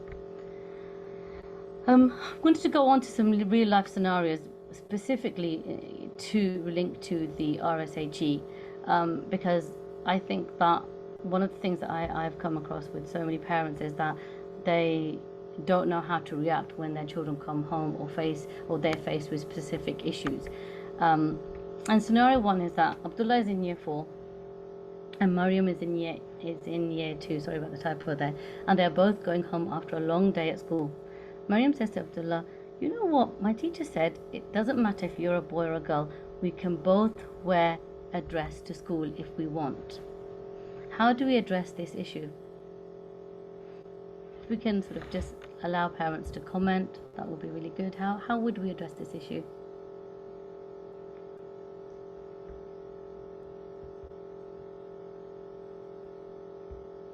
If anybody wants to unmute, or you can type in.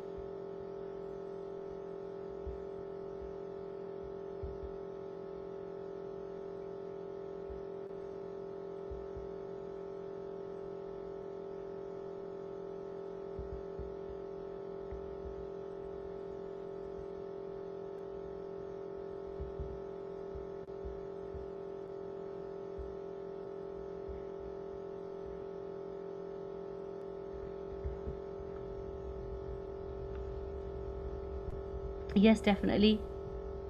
Don't ever ignore it. It's going to be like it's like when there's a lump under the carpet. Ignoring it is going to mean it's still there. Often, what I find in situations like this, and I did, this is a real life situation that I was told about, and somebody asked my advice about. And I think it's really, really key that we take it back to the Quran and the Sunnah, and remind the children of how Allah Ta'ala created men and women, and they have particular roles and responsibilities in society, and what does the Sunnah tell us about how we should dress, and how men and women are different, and how we should present ourselves. And this is a key part of developing children, is that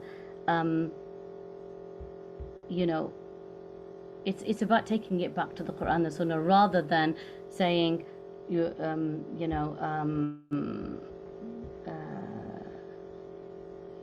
it's not about choice.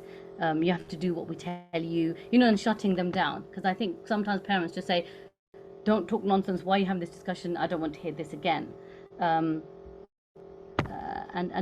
agreed, like the brother said, where does our criterion for right and wrong, where does the halal and haram come from? We need to go back to having these very simple discussions, that we take what is right and wrong from Allah, from the Quran.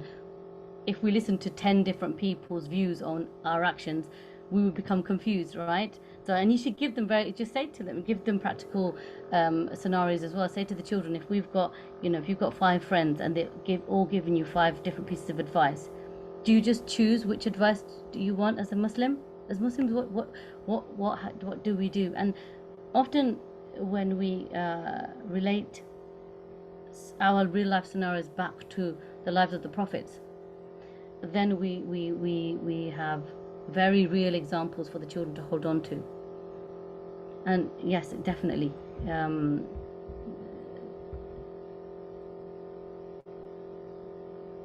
pose questions, ask them, and definitely, I think that it's as you said, you can definitely go into school and find out, look, what is it that my child's being taught, and who's doing that, and can I ask him what context, what lesson, can you run this by me? Where is it written in the curriculum you've got to do this? Why am I not being asked before this is being done? Because again, Brother Yusuf spoke about consultation. It's so important about consulting parents and families, and it's also key that we don't shy away from approaching the school, even though we may be labelled as a difficult parent and that parent again, and it doesn't matter. Your most precious thing in your life is there with them. That's your amana from Allah. Why is it that you shouldn't be able to question them and ask them what they're doing with your child?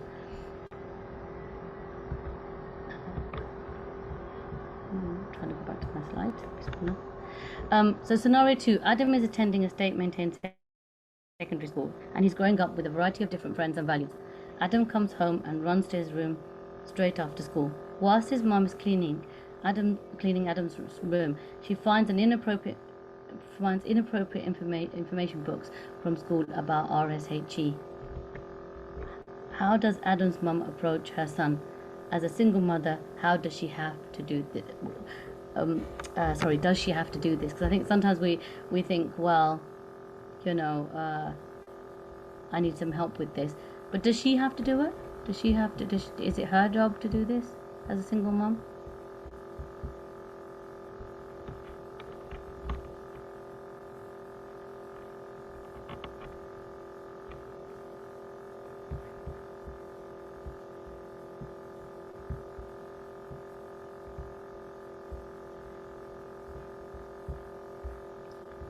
So just I mean, it's open to everybody if anybody wants to answer that question. What are the thoughts of the parents on the presentation, on the group? Sorry, what are your thoughts?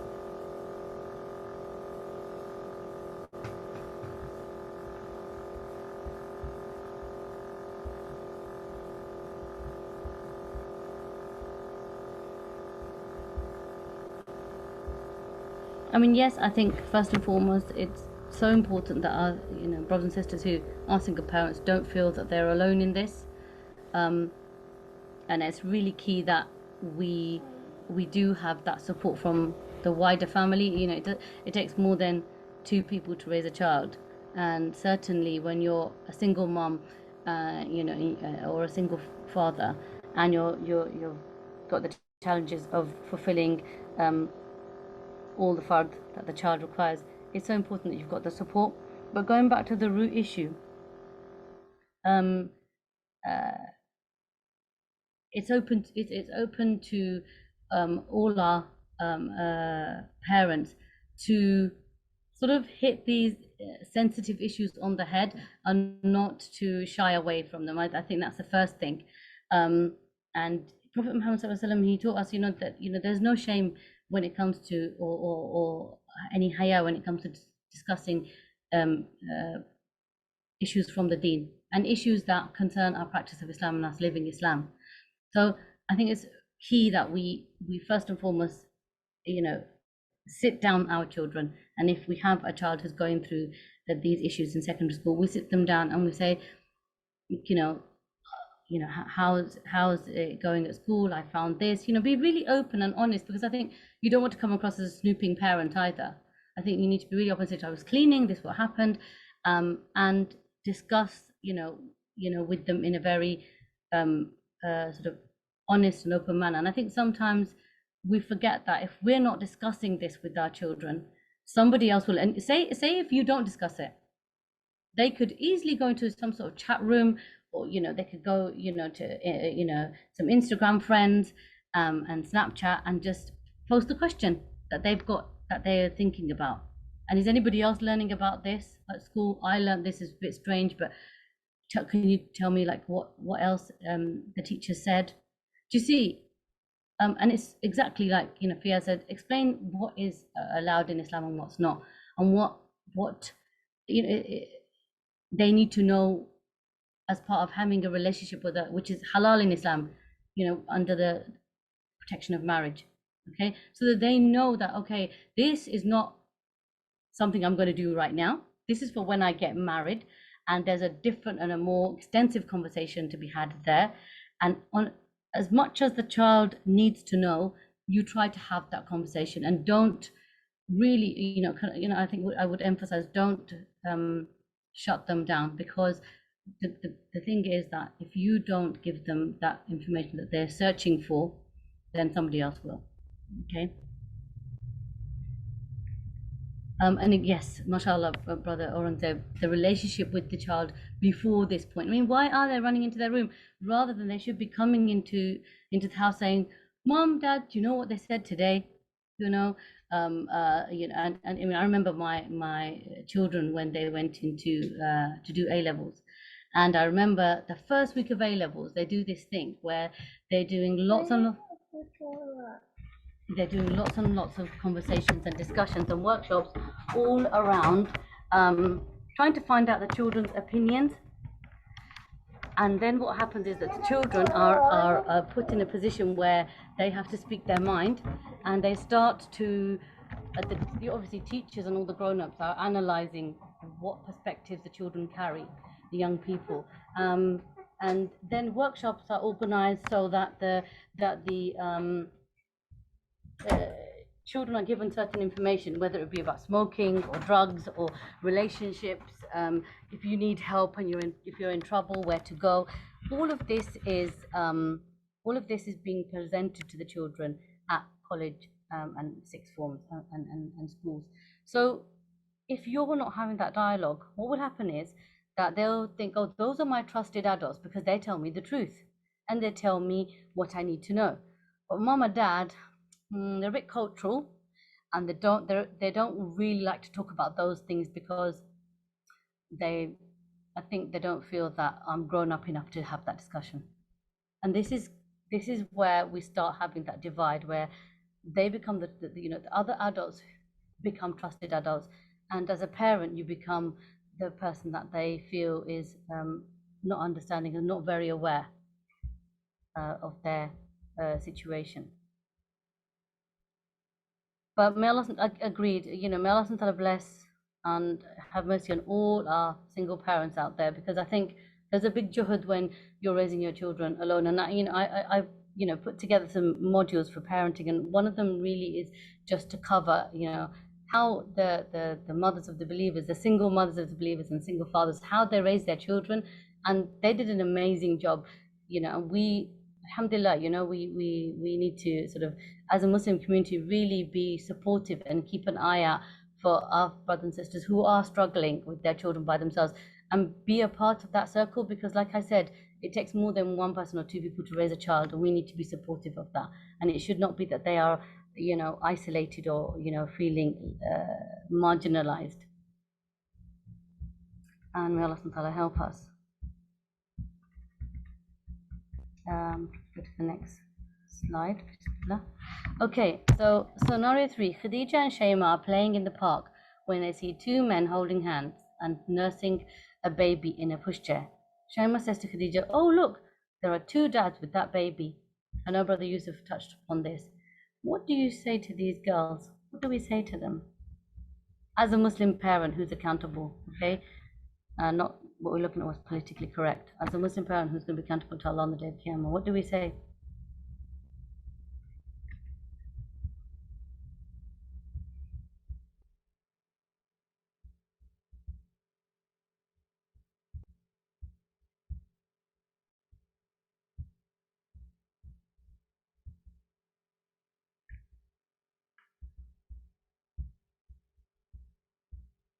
So, okay, I think first and foremost, it is a, parents do, you may feel, good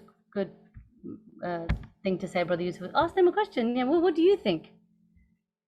Because she stated the obvious. She said, "Oh, look, that's what's going on." And actually, she said, she pointed it out. Why would she point it out in the first place? You need to sort of ask her that. Okay, what do you think? And I think it's also really key that we go back to what Allah subhanahu wa ta'ala said in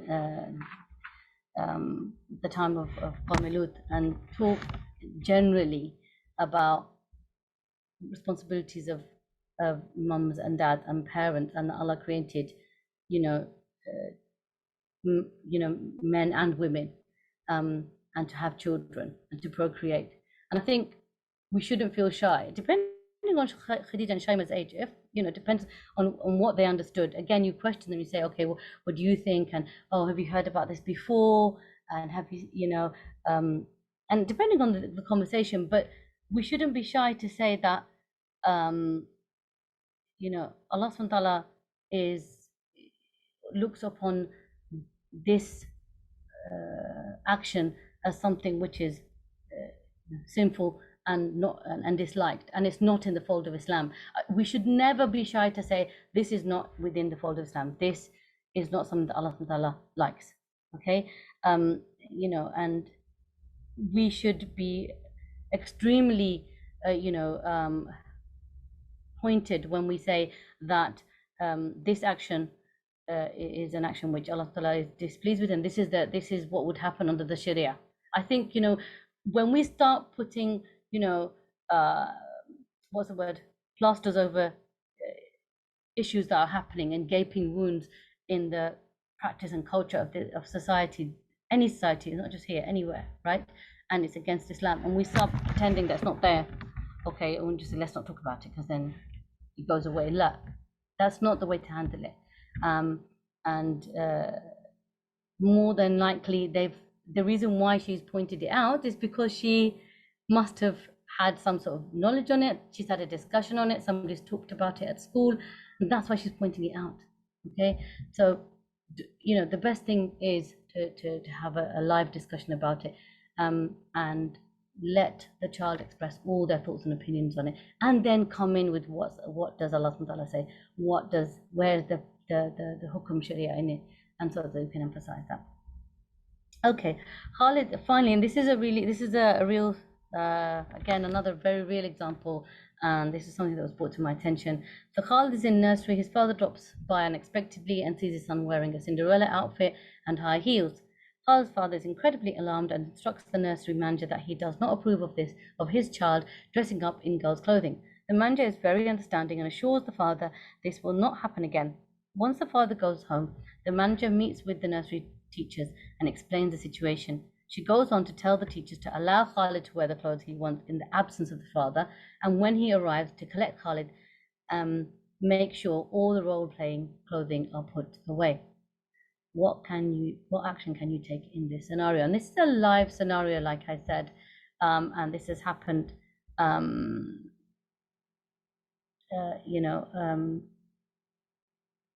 Teachers will behave very differently with your children when you're not there.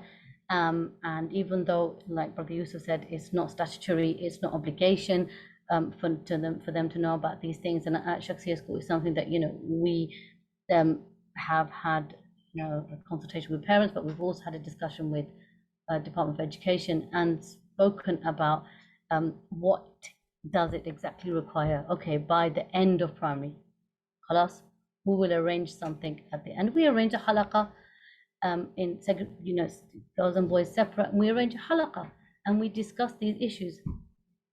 Okay, if the children know about them, and we straight away tell them, as soon as they mention these, we tell them these issues, we tell them this is outside the fold of Islam. Having relationships outside what Allah has ordained and prescribed is outside the fold of Islam. Okay, it's something we do not take part in, it's something we do not engage in, and you're allowed to say that as a Muslim. Likewise, yes, it's very important that you go to school and you have a discussion with the teachers and managers, and an open discussion to say, are you opposed to other people's values and beliefs? Do you support what parents want for their children? Are you supportive of my wishes and preferences for my child? Because as far as I know, in early years and even in the school, it's about parental engagement. Okay, so it's really, really important that we do that. I think I'm running out of time, so I'm going to be quick, inshallah. Practical tips for parents. And first and foremost, again, I think like Brother Yusuf said, it is about both parents. It's about mom and dad. I think sometimes our dads are, busy, working, then, they don't have the time of engagement with their children. But it's so important that, you're actively involved in what is being taught to your child. And they're an imana. You cannot, you have other fard that you fulfill. You have the salah, you have the siyam, you have the zakat. This is a fard that we've been given by Allah.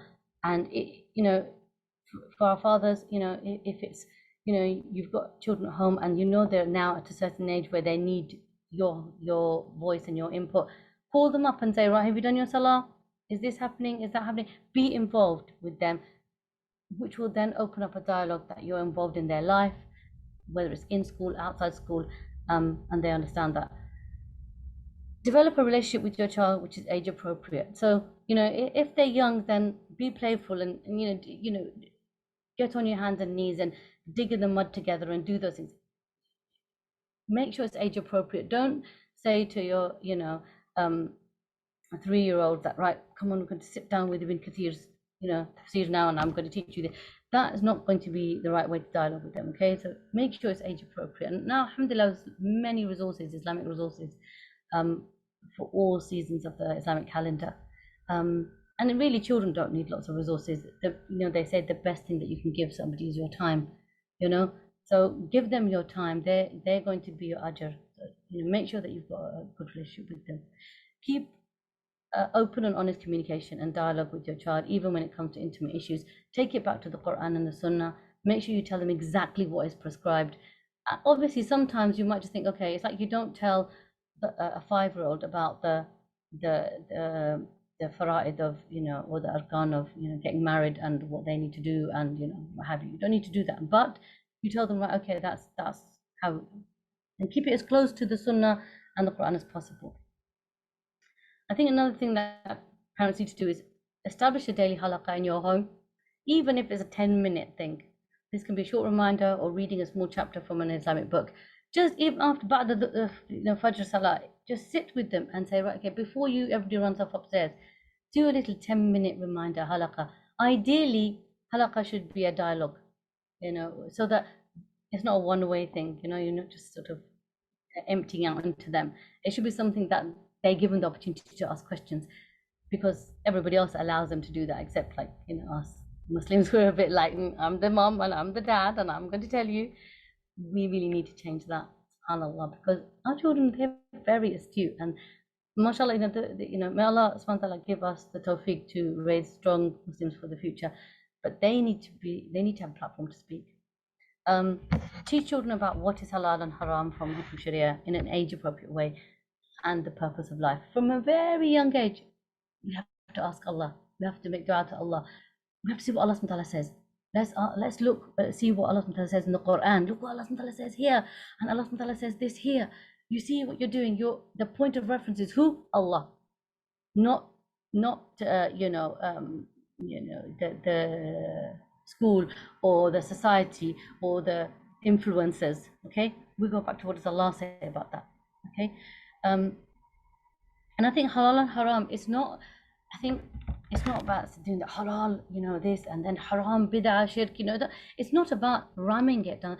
Just say, okay, well, that is something that is questionable in Islam, and it leads you to this, and therefore we don't do that, And even as parents, sometimes it's also about teaching ourselves about the khutwat, the footsteps that lead you to disobeying Allah, and the ulama have written many books about that. Instill a love of Allah and the Sunnah, and make the reference point for the criterion of action. This is so key. I think if we can just establish this with our children in the first 7 years, we've done a big job. Just incline that. I always say to the parents and teachers come to the school, what we do in the school is about the message that the Prophet ﷺ delivered to the believers in Medina, just to get them to incline their hearts to submit to Allah, to love Allah. And then it's submitna wa ta'na, we hear and we obey, because their heart is inclined, right? Explain what Islamic values are according to the Sharia of Allah, the meaning of submission, and lead by example. Always refer to accountability and responsibility. I think these are like two buzzwords. I would think if you can print them out in big font and put them in your house somewhere, that's what life is about. Because when we reprimand them, or if we remind them, we say, okay, well, you're accountable, khalas, do you know you're accountable for this now, because now you're this age, you're accountable for that, you're accountable for Salah now because you're 7, you're accountable to make sure you're praying all of them, you're 10, you're accountable to establish this. Do you see? So it's about using these words without feeling that, oh, I'm pressurizing them, they're children, they need to have fun, and I need to let them have this, rose-tinted view to life. La, that's not what, the Sahaba were very young when they became Muslim. They would not have done that if their eyes weren't open, if they didn't know the reality of life. Okay, and I think finally I was just going to say, gather like-minded friends and establish, the worldview through Islamic lenses.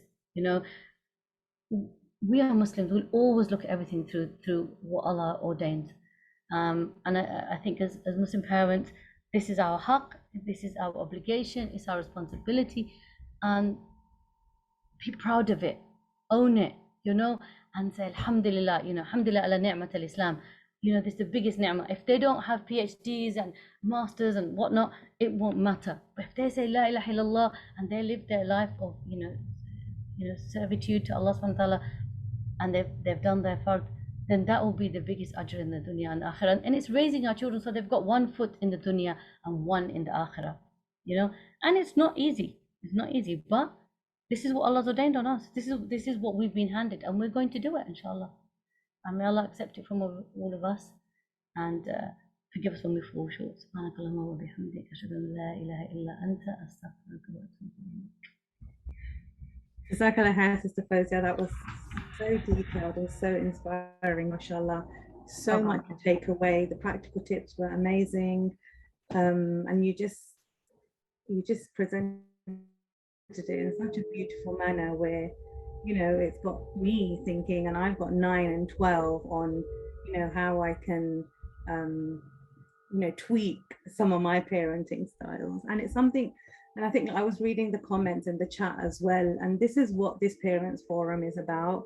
Alhamdulillah, it's about parents coming together and sharing their views.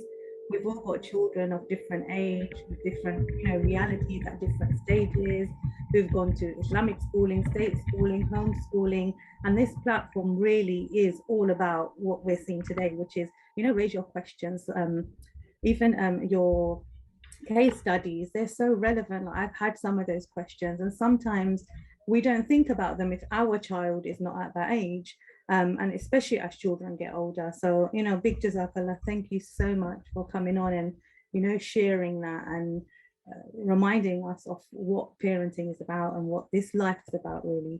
I mean, Allah accept it. I mean, Allah accept it. Any questions? SubhanAllah, we can open it up right now. There were loads of questions as Sister Fozia was speaking, but if anyone would like to put their hand up, and we'll start with verbal questions, feel free, Bismillah. Just raise your hands and ask your questions to either of the speakers.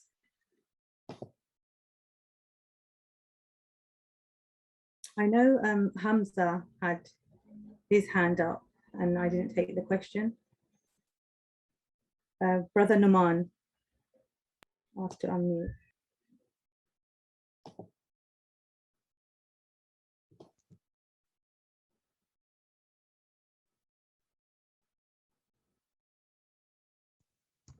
Hi, assalamu alaikum. Wa alaikum salam. You guys can hear me, yeah? Okay. First of all, Jazakallah khair for today's event, mashallah, fantastic talks, both of them, I think. Just as a reminder and just to follow on from some of the points that have been made, I think, you know, when we talk about, okay, we live in a society with all these liberal values, and we see, you know, what they are with the talks that have clearly demonstrated that. I think we've had this discussion today with SRE, RE, etc. But it's very important that I think this subject, like, is not just restricted to them lessons.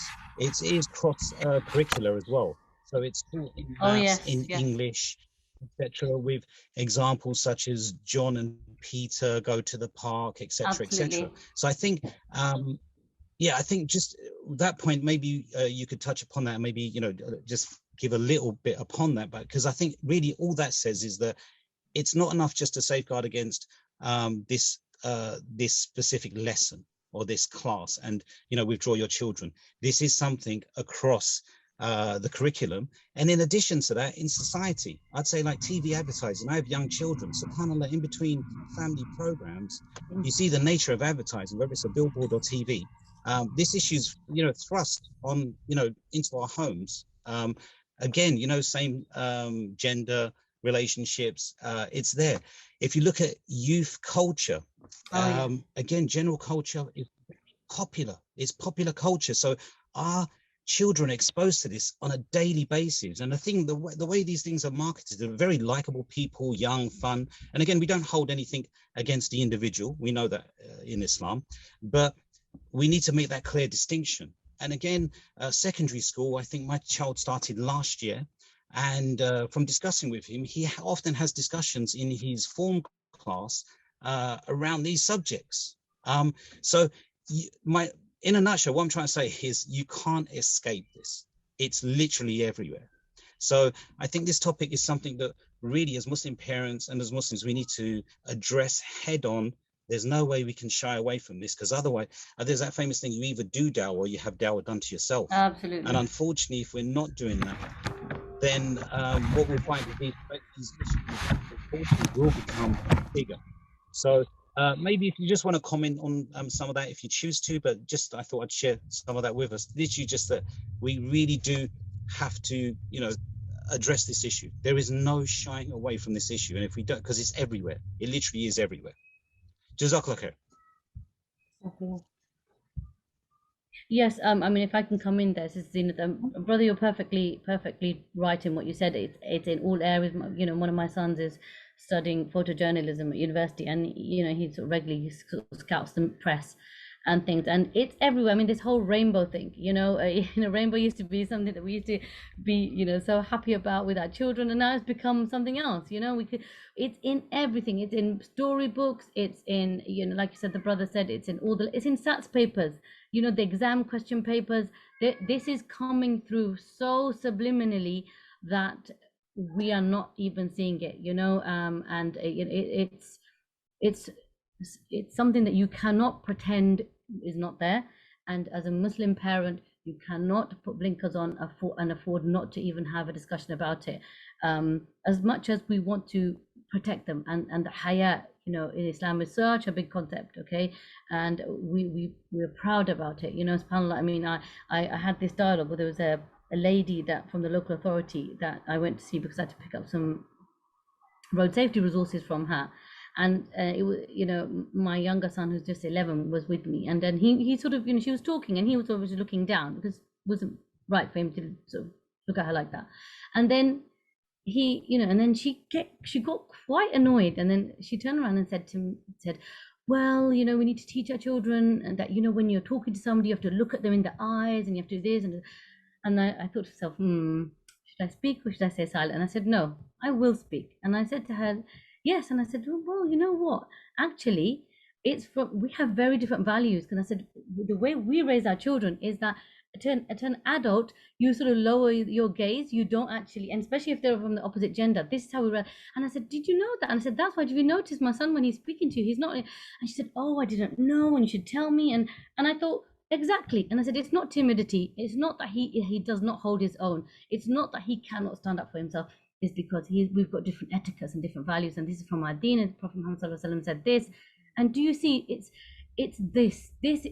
about us being proactive. I'm not shy about my deen. I'm not shy to say I draw the line here. And as well, when we see these issues and when we see with this onslaught that we have to accept, adopt, condone, tolerate, whatever it is. In the same way, we need to think, what would Allah say? What would,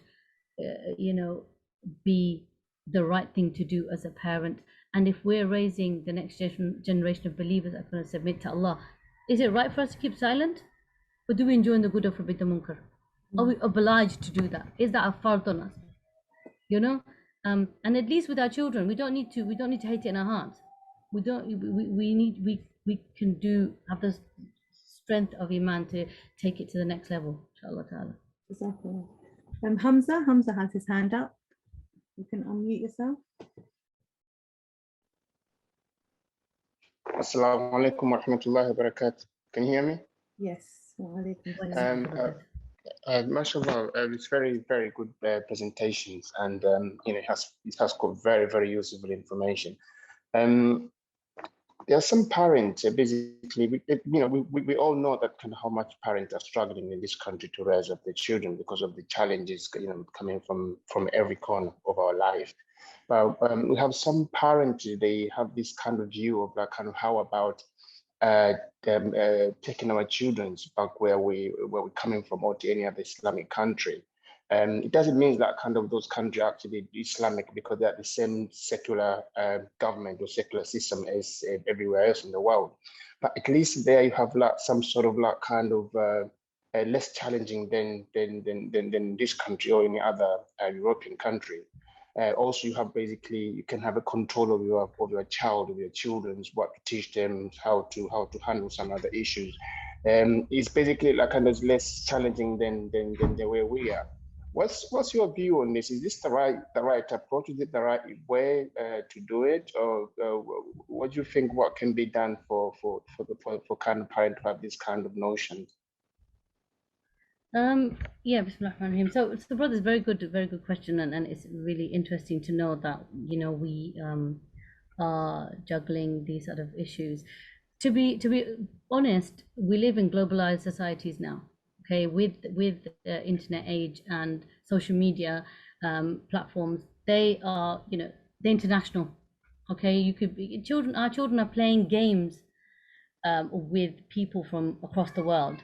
Okay, that don't necessarily even understand their language, but they are connecting. So I don't think, I actually believe that parents in other countries are more challenged, because we live in the West.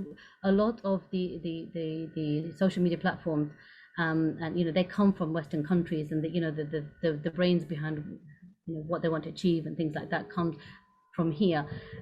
But people living abroad, I mean, they may you know, they may be quite poor, but they've got a satellite dish and they've got these expensive phones in their pocket. So they are being bombarded with a culture completely alien to what they're living in and their reality. So I don't think it's any easier. And I actually don't think it's their challenges are far removed from ours. And as parents, no matter where we are in the world, sorry to say, and again, it isn't, you know, it's an RSE topic, is that young people are being exposed to pornographic material on social media, on, you know, that, you know, what's going on is so intensely concerning, worrying, and it's really against all the morals and principles of our Islam, of our deen. But you know, you no longer have to make an effort to go towards something, you know, and have the money for it. I was reading a book, you know, by a popular author, and she was saying that, and she's a Christian author, and she was saying how you've got a pornography shop in your pocket, you know. So let's not pretend, and let's not have blinkers on, thinking that these challenges are only because we're living in the West and let's go and hide somewhere. You know, this is our fitna of our time. This is what we're faced with, and we need to wake up and take on this responsibility and face the challenge head on, as hard as it is. Jazakallah khair. We've got two more questions, Amar and Fiaz. If Amar goes first, and then Fiaz, and then we'll conclude, inshallah. But Amar? Jazakallah. Assalamu alaikum. First of all, Jazakallah to Brother Yusuf and Sister Fozia for your detailed presentations. I just wanted to make a quick comment, which is that, you know, in terms of the world order that we live within in this current day and age, you know, which has been imposed upon us, it's a liberal, secular world order that's taking mankind away from the remembrance of Allah subhanahu wa ta'ala. And I think it's really important for us parents to make our children aware of this and give our children a vision of a new Islamic world order, because again, you know, if we look at the Sahaba, some of the Sahaba were really young when they supported Rasulullah sallallahu alaihi wasallam in the dawah, you know, which led to a change, you know, within the world. And I think as parents, it's really important for us to give this vision to our children as well, you know, which is that we parents and the Ummah should be working for a world order that's based upon Islam. And, you know, an example comes to mind of Ali radiallahu anhu when he was 8 years old.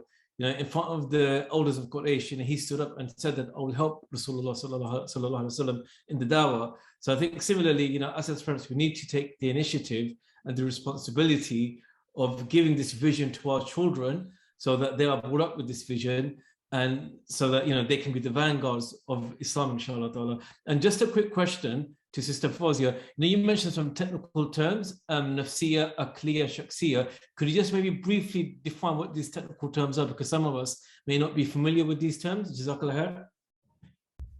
I think I need a whole few hours of presentation just to do that. Just quickly on the first part of your comment there, I think it's so important that we've got, like I talked about, empowering our children. And empowering your child to be, you know, the best version of themselves as a Muslim is also about teaching them about the heritage, about, you know, the lives of the Sahaba, the prophets, you know, about, you know, the Islamic, you know, the amazing Islamic golden age. And, you know, I remember when years ago when 1001 Inventions was in Science Museum, and, you know, I went along with the school, and as we, and there's lots of different people there, Muslims or Muslims, and as we finished watching your presentation, you know, we all felt like we were about 6 foot tall, and we were just so proud. And I think this is the key, is that we live in a society, as you said, brother, that it's not acceptable or fashionable or even conducive to have a faith which is, you know, divinely prescribed, and to submit to a higher power. And it's, you know, the world order is to, you know, to have, you know, to live a secular existence and a secular life. So we need to make sure that our children are enthused with the understanding of Islam. They've got the, you know, the invisible rucksacks that they wear to school with their heritage and their deen and their understanding, and there's real life characters, not like Spider-Man and Batman and these people. You know, you tell them about Musa alayhi salam, and you tell them about the strength he had and his strength of character and his physical strength, and you make you know, our heritage larger than life. Because if you think about what other cultures they do, is what history our children are taught, is very Eurocentric colonialist history. If you teach them about the, you know, the richness of our deen and what Allah tells us in the Quran, the stories in the Quran, then you're empowering them to feel confident to say, this is haqq and this is batil and this is the road I'm going to take. With regards to, yes, the definitions of, and again, it's because obviously at the school, you know, one of the aims and purposes of Shakhsiyah School is to actually nurture the Shakhsiyah of the Muslim personality, and somebody, you know, who their nafs. So these the nafsiyah is how the inclinations, you know, of our base desires and our inclinations, you know, are shaped. Is that the nafs, which is, you know, nafs al-lawwama, nafs al-mutma'inna, is just really training that nafs of that we have within us, the natural disposition to go towards haqq and batil, to account ourselves. So the innermost thoughts that we carry, and to align them with Islam. So when we're talking about training the nafs, it's really about nurturing and this drive towards submitting to Allah, and to, you know, instead of the base desires ruling us and training us and pulling us towards something which is just fulfilling our, you know, needs at that time. It's about training the child, shaping the nafs so that it submits to Allah's will, not our human desires and our base desires, our own will. The aqliya is obviously the thoughts and the concepts that we carry, which shape our actions and our thoughts, and that is obviously with regards to understanding the fara'id and to living by the sharia and living by the hukm of Allah. So, and it's conceptually nurturing our thoughts and our understanding, so that then they're in line with Islam. And again, this is a very small, you know, example and a brief sort of definition. And, you know, inshallah, you know, if Allah gives me tawfiq, then, you know, I have, like I said, put together some workshops, parenting workshops, which I'd love to deliver. And I hope that, you know, that you know, I can do that in the future for the parents, because again, you know, we all need reminders and we can benefit from one another. And I think one of the key things is that having a unified approach from a group of us will help us to develop how we nurture our children, how we as parents, you know, parent the next generation of Muslims. It's different, you know, to be the lone sheep is, you know, the wolves will just come to get you. It's so important that we have a, you know, we've got this approach, and this is why this platform is so essential, inshallah.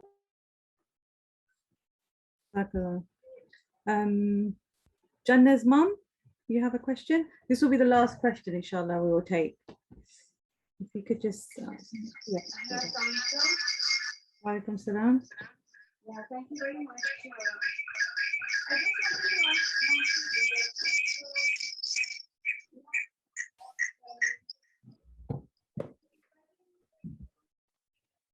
Some, you know, the weekend school kind of things where our children can get some Islamic education, like what we do at home as well, but some kind of mosque, I think, where a part of Quran learning, where we can learn, you know, more things about our religion, our community, how we have to raise our kids. You know, that all different Islamic education, basically, which we learned in our schools when it was our time. I'm basically from Pakistan, so I'm just talking about my school things. That would be a good thing. It's not a question, but I just wanted to mention, I really find out one very good thing. Once one of the I was worried, so one of my school teacher told me that the time of puberty come, if when your kids come to you, then tell them in Islamic way that look, puberty means now you are big enough, you have to follow those Islamic your responsibilities. Now namaz is first on you, and you know all things towards the positivity. So I was just a bit concerned that a part of Quran education, if we have some kind of Islamic schools where kids will have some education for weekends, that would be great. If I don't know around my area if we have much schools like this. So what area do you live in? What area? East Ham. So you come under Redbridge, inshallah. If someone from Redbridge community parents forum, if you could contact one of them and they could give you specific. Oh, we came in Newham. Yeah, under Newham. In Newham. Okay. Yeah. Oh, East Ham is in Newham. Okay. Yeah, Newham. So I'm really looking for a weekend school for kids for basically Islamic education where they can go and learn more things. Obviously, as a parent, it's our first responsibility, but the more things they will learn about their how we have to be honest, it's very stressful.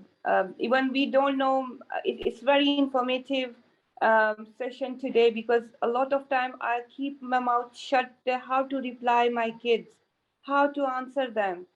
I feel shocked when I heard their questions.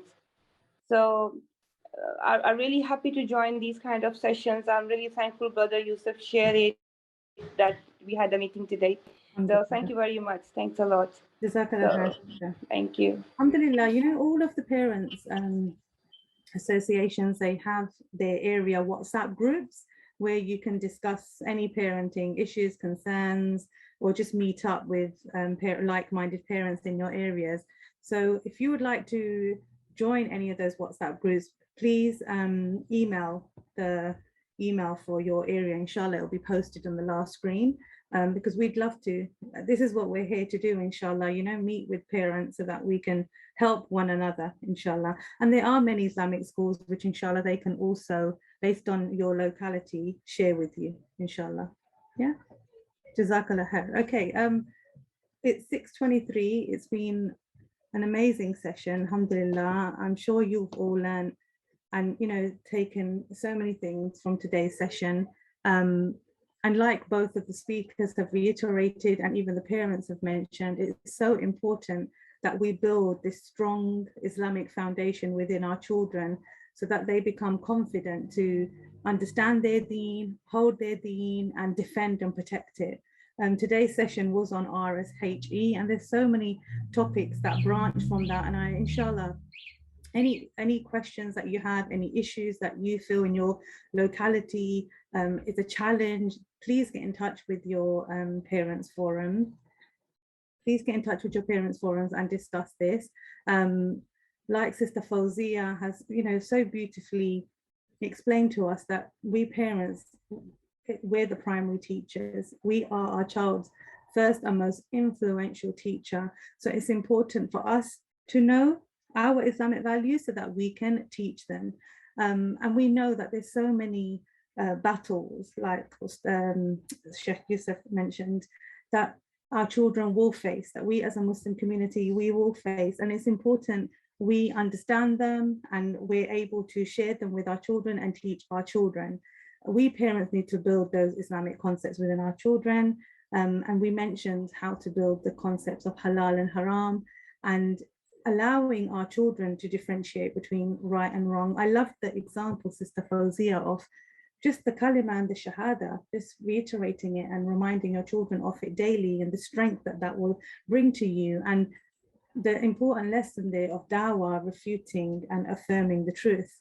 And once our children have that pure understanding, issues like RSE, LGBT, homosexuality, and many of the gender equality and issues that our schools are trying to, bombard our children with because of the system that we live under, it will be easier for us, inshallah, to teach our children to respect people from different backgrounds, as well as how to discuss and, present these arguments, inshallah, and for our children to be confident and not to be afraid of these challenges, inshallah.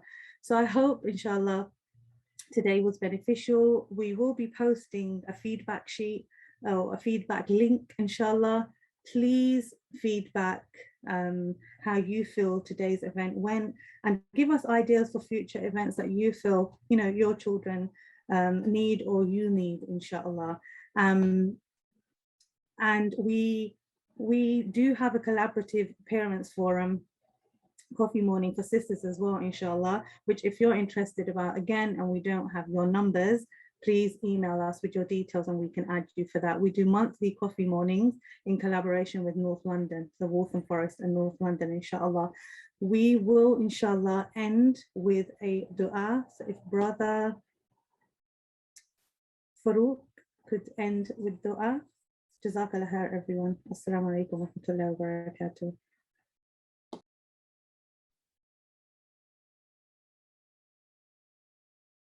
Okay, inshallah, we'll end with a short dua. Okay. Bismillahir Rahmanir Rahim. Alhamdulillah. Allahumma laka alhamdu kulluh wa laka shukru kulluh.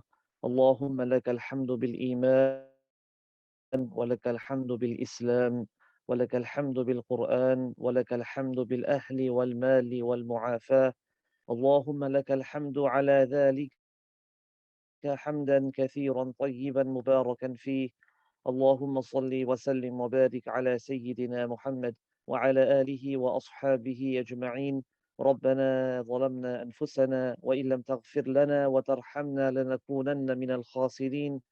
ربنا آتنا في الدنيا حسنة وفي الآخرة حسنة وقنا عذاب النار. ربنا هب لنا من أزواجنا وذرياتنا قرة أعين واجعلنا للمتقين إماما. O Allah, indeed you are the most merciful. O Allah, shower your mercy upon us.